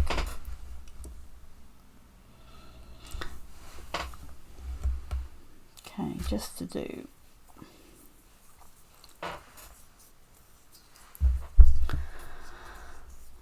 right, where are these?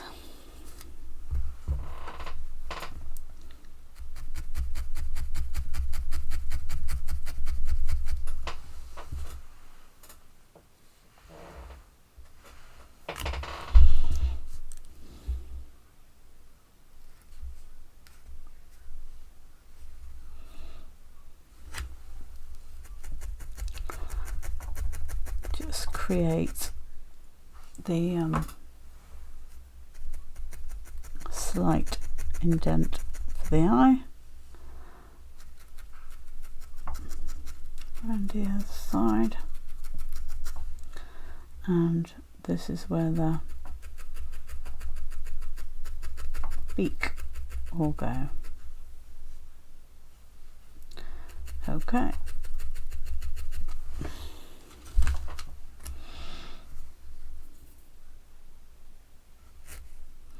We put our blob of black. I'm not going in as much detail because I did it before, but basically you grab your very small piece of black and you felt it underneath to create the ball, which is the eye. And then if you find it's too bulbous, then you add some extra yellow around it to emphasize the eye socket. But wait till you've done the eye to decide if that is needed.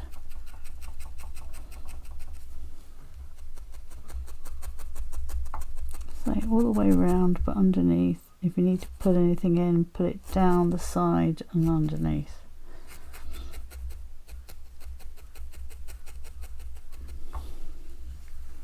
A bit bulbous.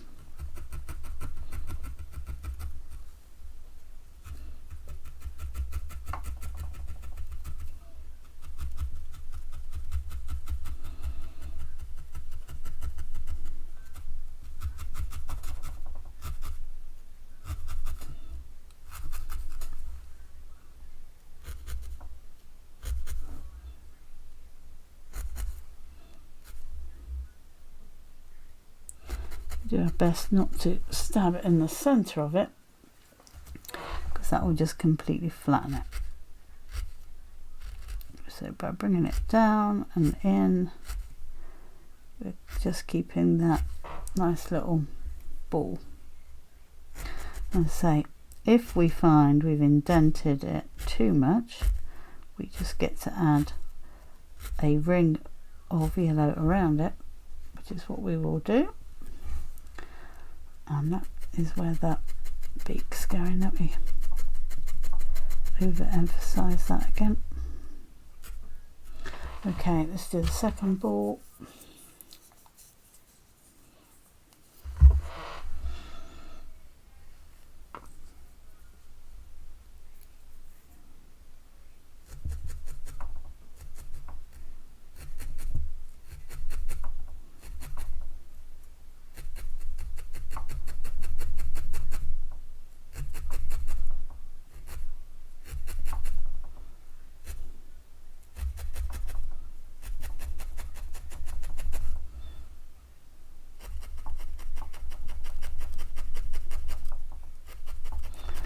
Same on the other side.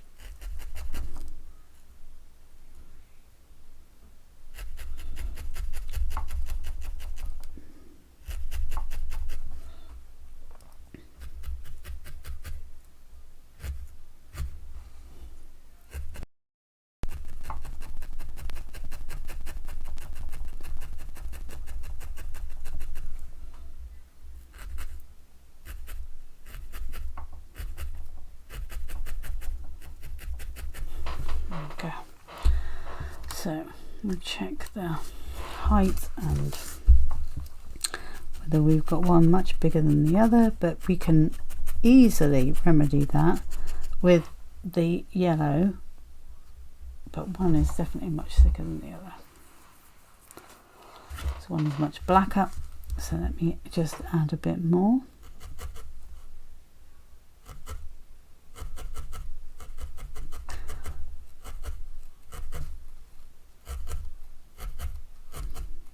Once again, still around the outside.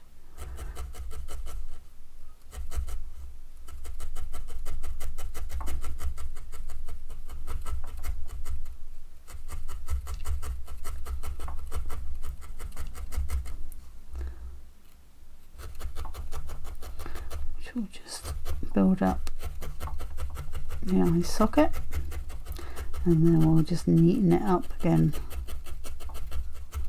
with the yellow. I think that's a lot better. Okay, yeah, it's a lot better, but scraggy.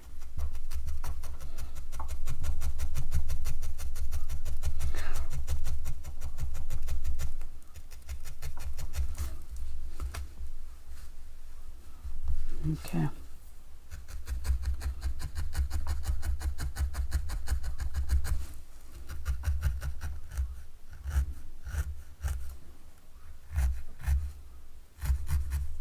Okay, let's get some yellow,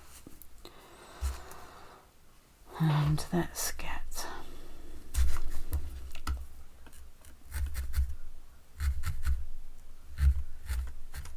even. Okay, I need some at the bottom for sure, because before I add the whole socket thing, I'm just going to add some to the bottom.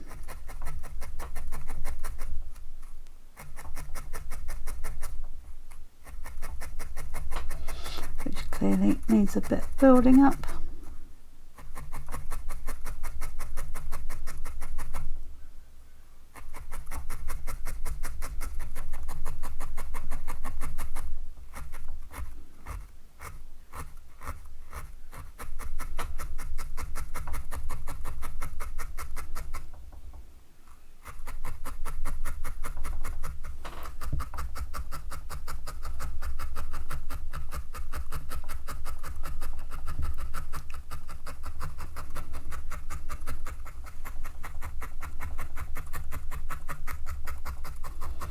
We get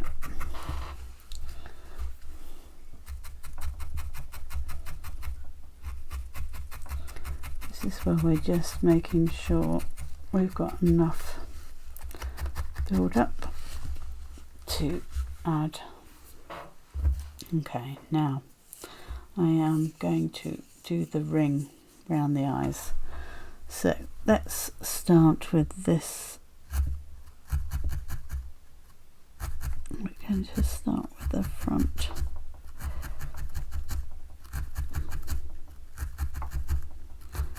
Which just helps to create the socket, and because you know it's a fairly soft structure, it's really easy when we're stabbing in the eye to actually sink in the surrounding area, and it's best not to worry about that when you're doing it, because we can just build the eye socket up, which, to be honest, in most animals, including ourselves, the eye is actually quite large, but an awful lot of it is inside the socket.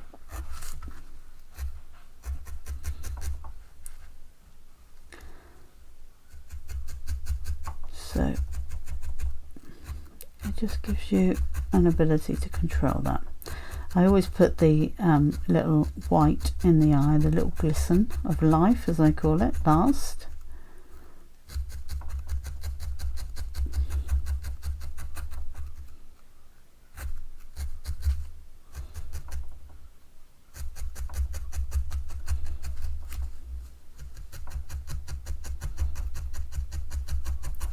So once we've done this, got the eye socket sorted, we will do the beak.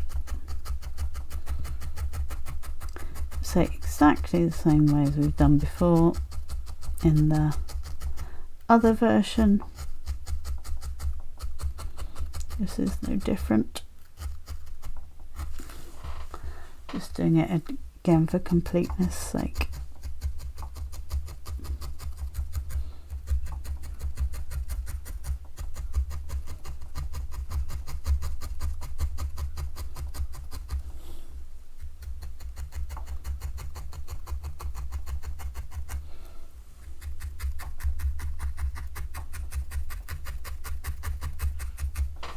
Okay, and the other bit of yellow.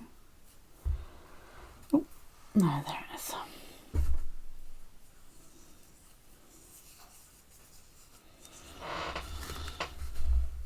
Okay, once again, build it around the front to start with, get that bit of black off.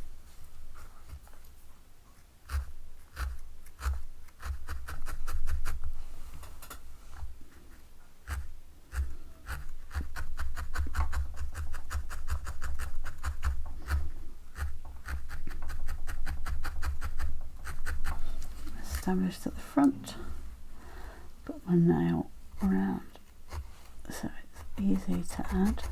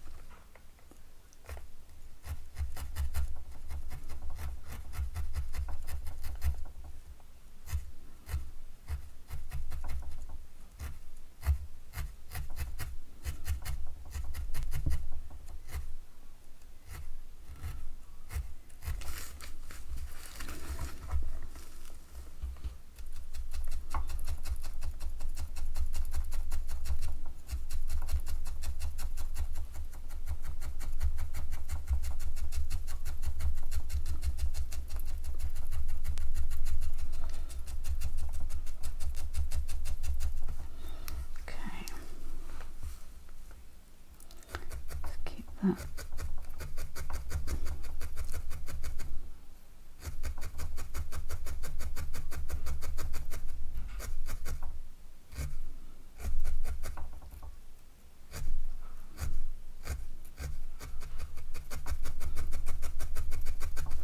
Yeah, it's quite funny. That is Beak. Okay. Now, what I will do is once again just make sure not put too much of the black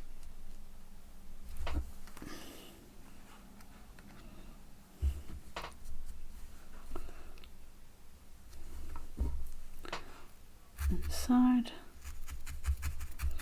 We will put the light in once we've done this. We'll probably add a bit of yellow here once we put the beak in. Okay, here we go, the beak.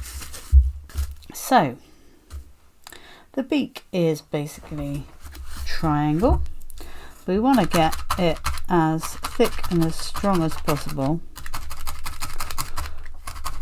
You can always, once it's on, actually add either glue or Mod Podge or nail varnish, clear, you know, whatever you want to. And if you want to make it, I mean wax, I mean quite often we use beeswax and things like that to harden up things like beaks and claws. So if you want to use that, it's completely up to you.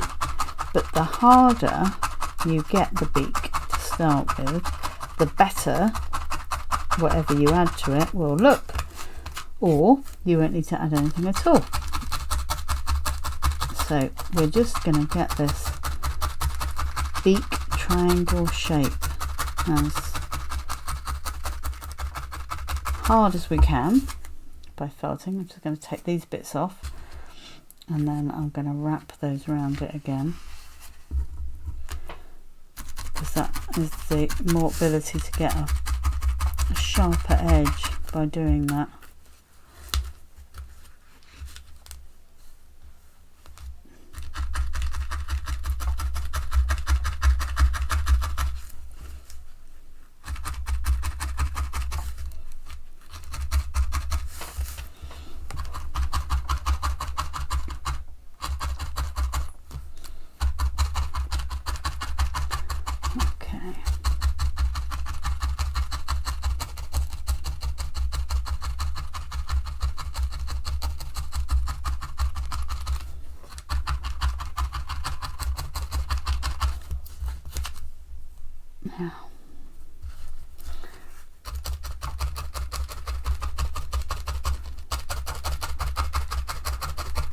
This is just a case of stabbing more fibre in until it's as hard as you want it. There will be too much fluff up this end and we need to pull it off or cut it off, whichever you find easier.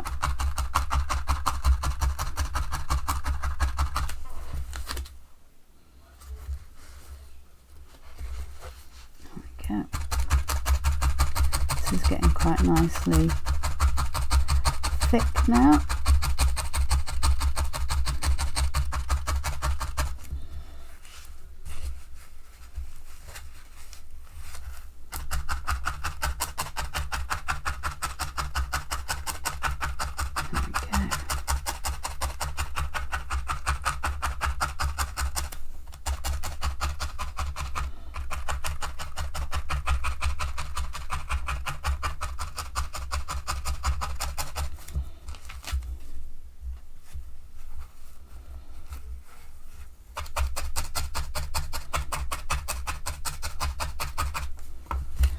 Right, it's quite thick, so I'm going to do my sort of hand iron, as I call it.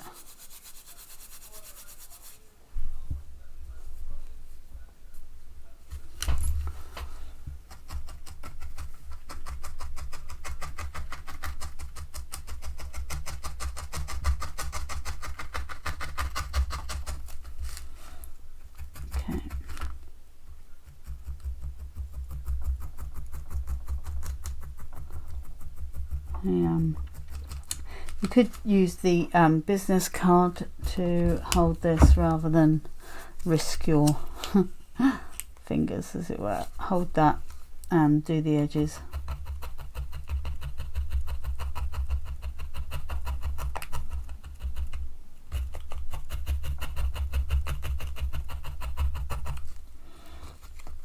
The other side.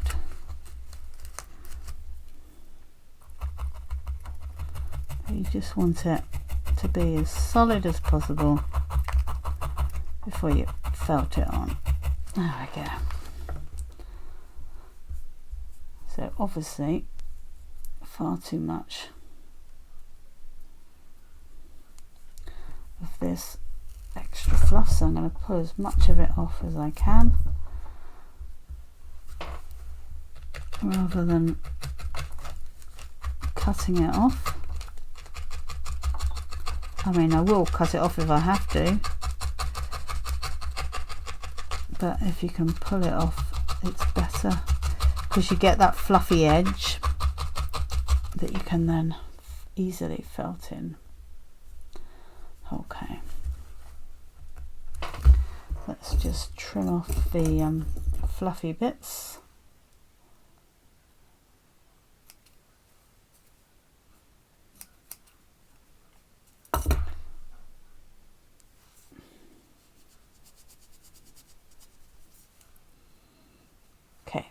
Let's see if we can.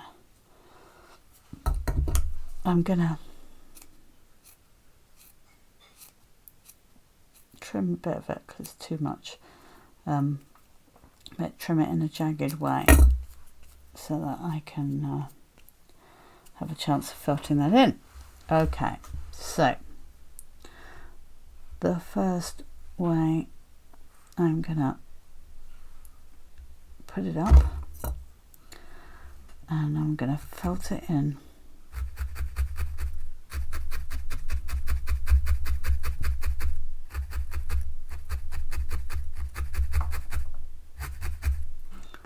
And the more of these edges that I can actually felt within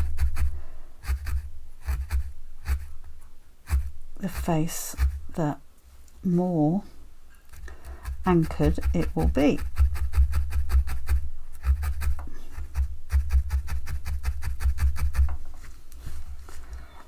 So I'm going to get as many of those in, because even if this looks a little bit, you know, unwieldy at the end, I can cover it with the yellow. But the most important thing is it's anchored and it's not going anywhere. And then if we've done our job and made it pretty hard, it should be alright without adding any hardener. But if we need to, we will. We will add glue or wax or whatever needs to be added to the beak. But at the moment, hopefully this will be enough. I am just going to move it slightly too far over to the right, so I'm just going to move it slightly over that way. There we go. Okay, let's do it from the top.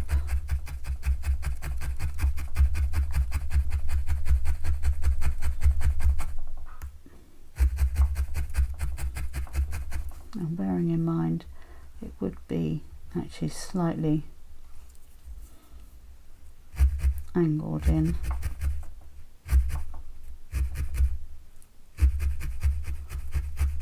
Use those needles to really anchor in that beak. So any extra brown that ends up, we will cover with yellow. We don't worry about that.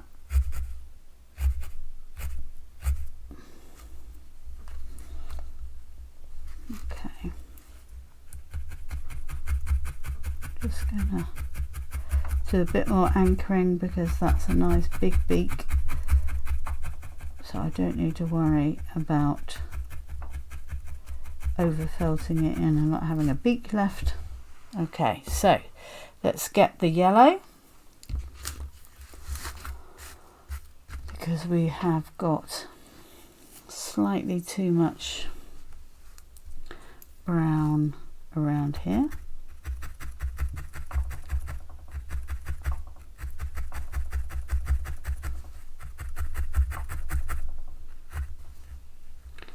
It helps create the shape as well.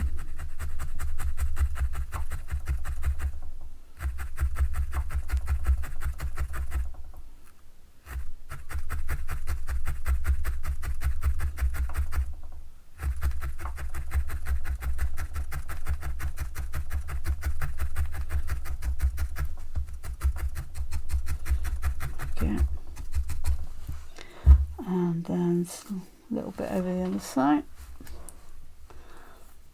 Once again, this helps anchor it down as well as covering up the too much brown.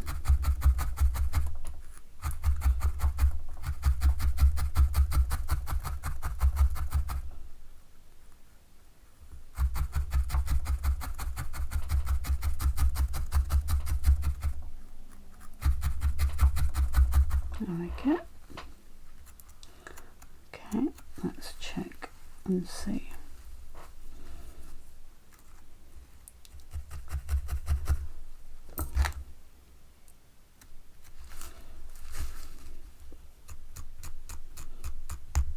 Now, there is a nice point which does come out of the beak. So just scraping up that middle bit and putting it in there in the top of the head just gives that illusion.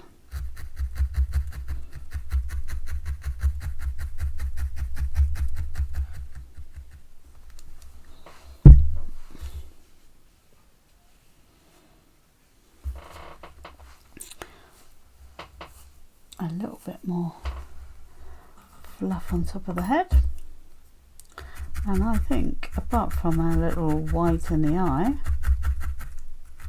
we will be done.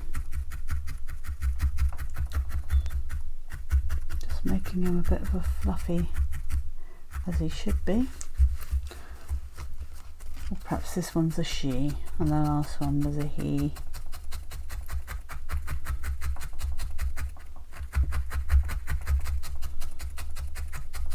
There we go.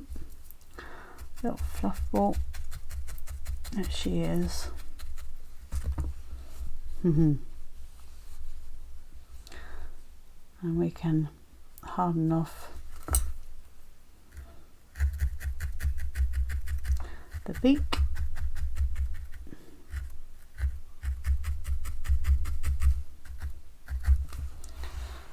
And let's do the really little, oh, got fluff attaching to us all over the place.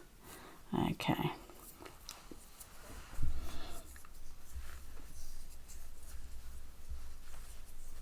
Yeah, definitely too much.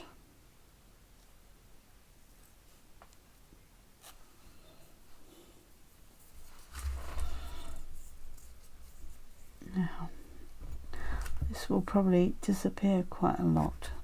So you just stab the white a very small amount. This is probably too much, but just in case, I can chop it off if it's too much, but often it just disappears into that hole because you quite literally stab it into the same hole. Too much. Let me chop that off.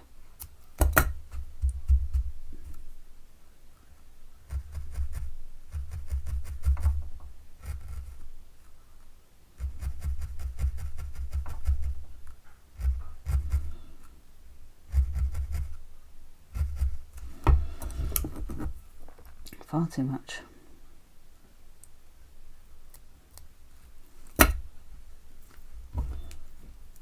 Stab that in, get that little white dot done, a little bit of life,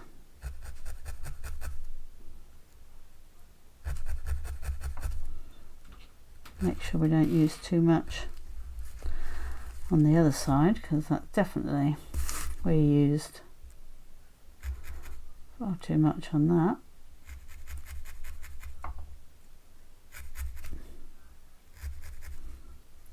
Okay, yeah, a bit too much there, but hey, you live and learn.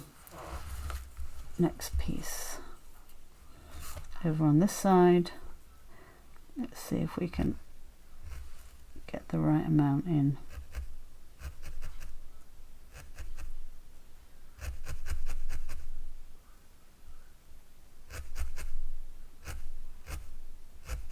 So you just keep stabbing in the same place,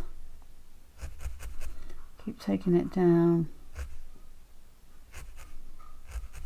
until there's a little bit just on the surface.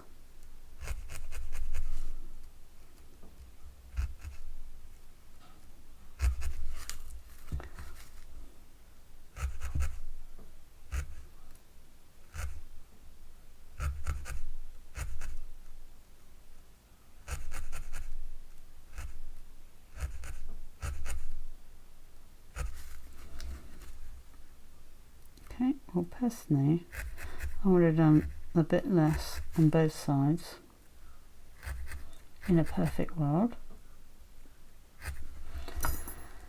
Where's my little pin? Make sure we don't have too much of that. And I really would want to get rid of some of that white, but hey,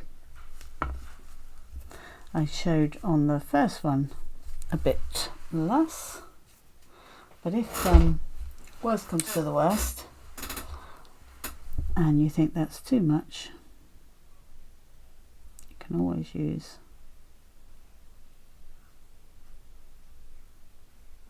a little Sharpie pen.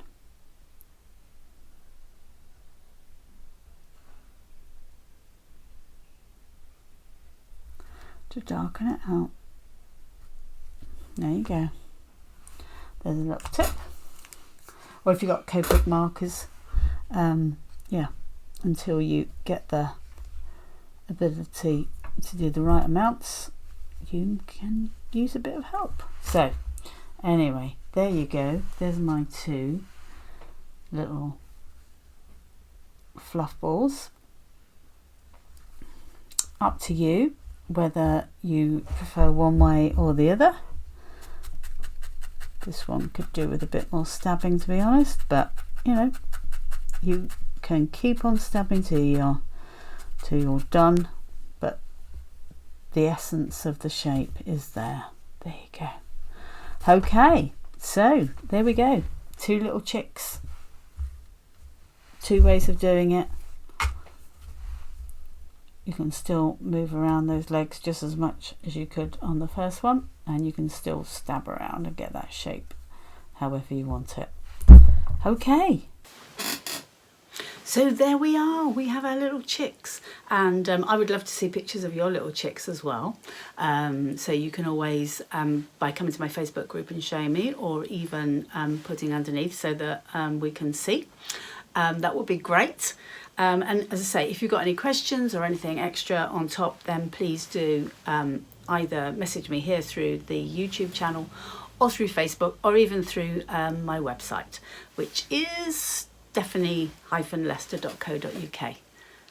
So hopefully you enjoyed that, and hopefully you're now running out to get yourself another kit, and we will see you on the next one.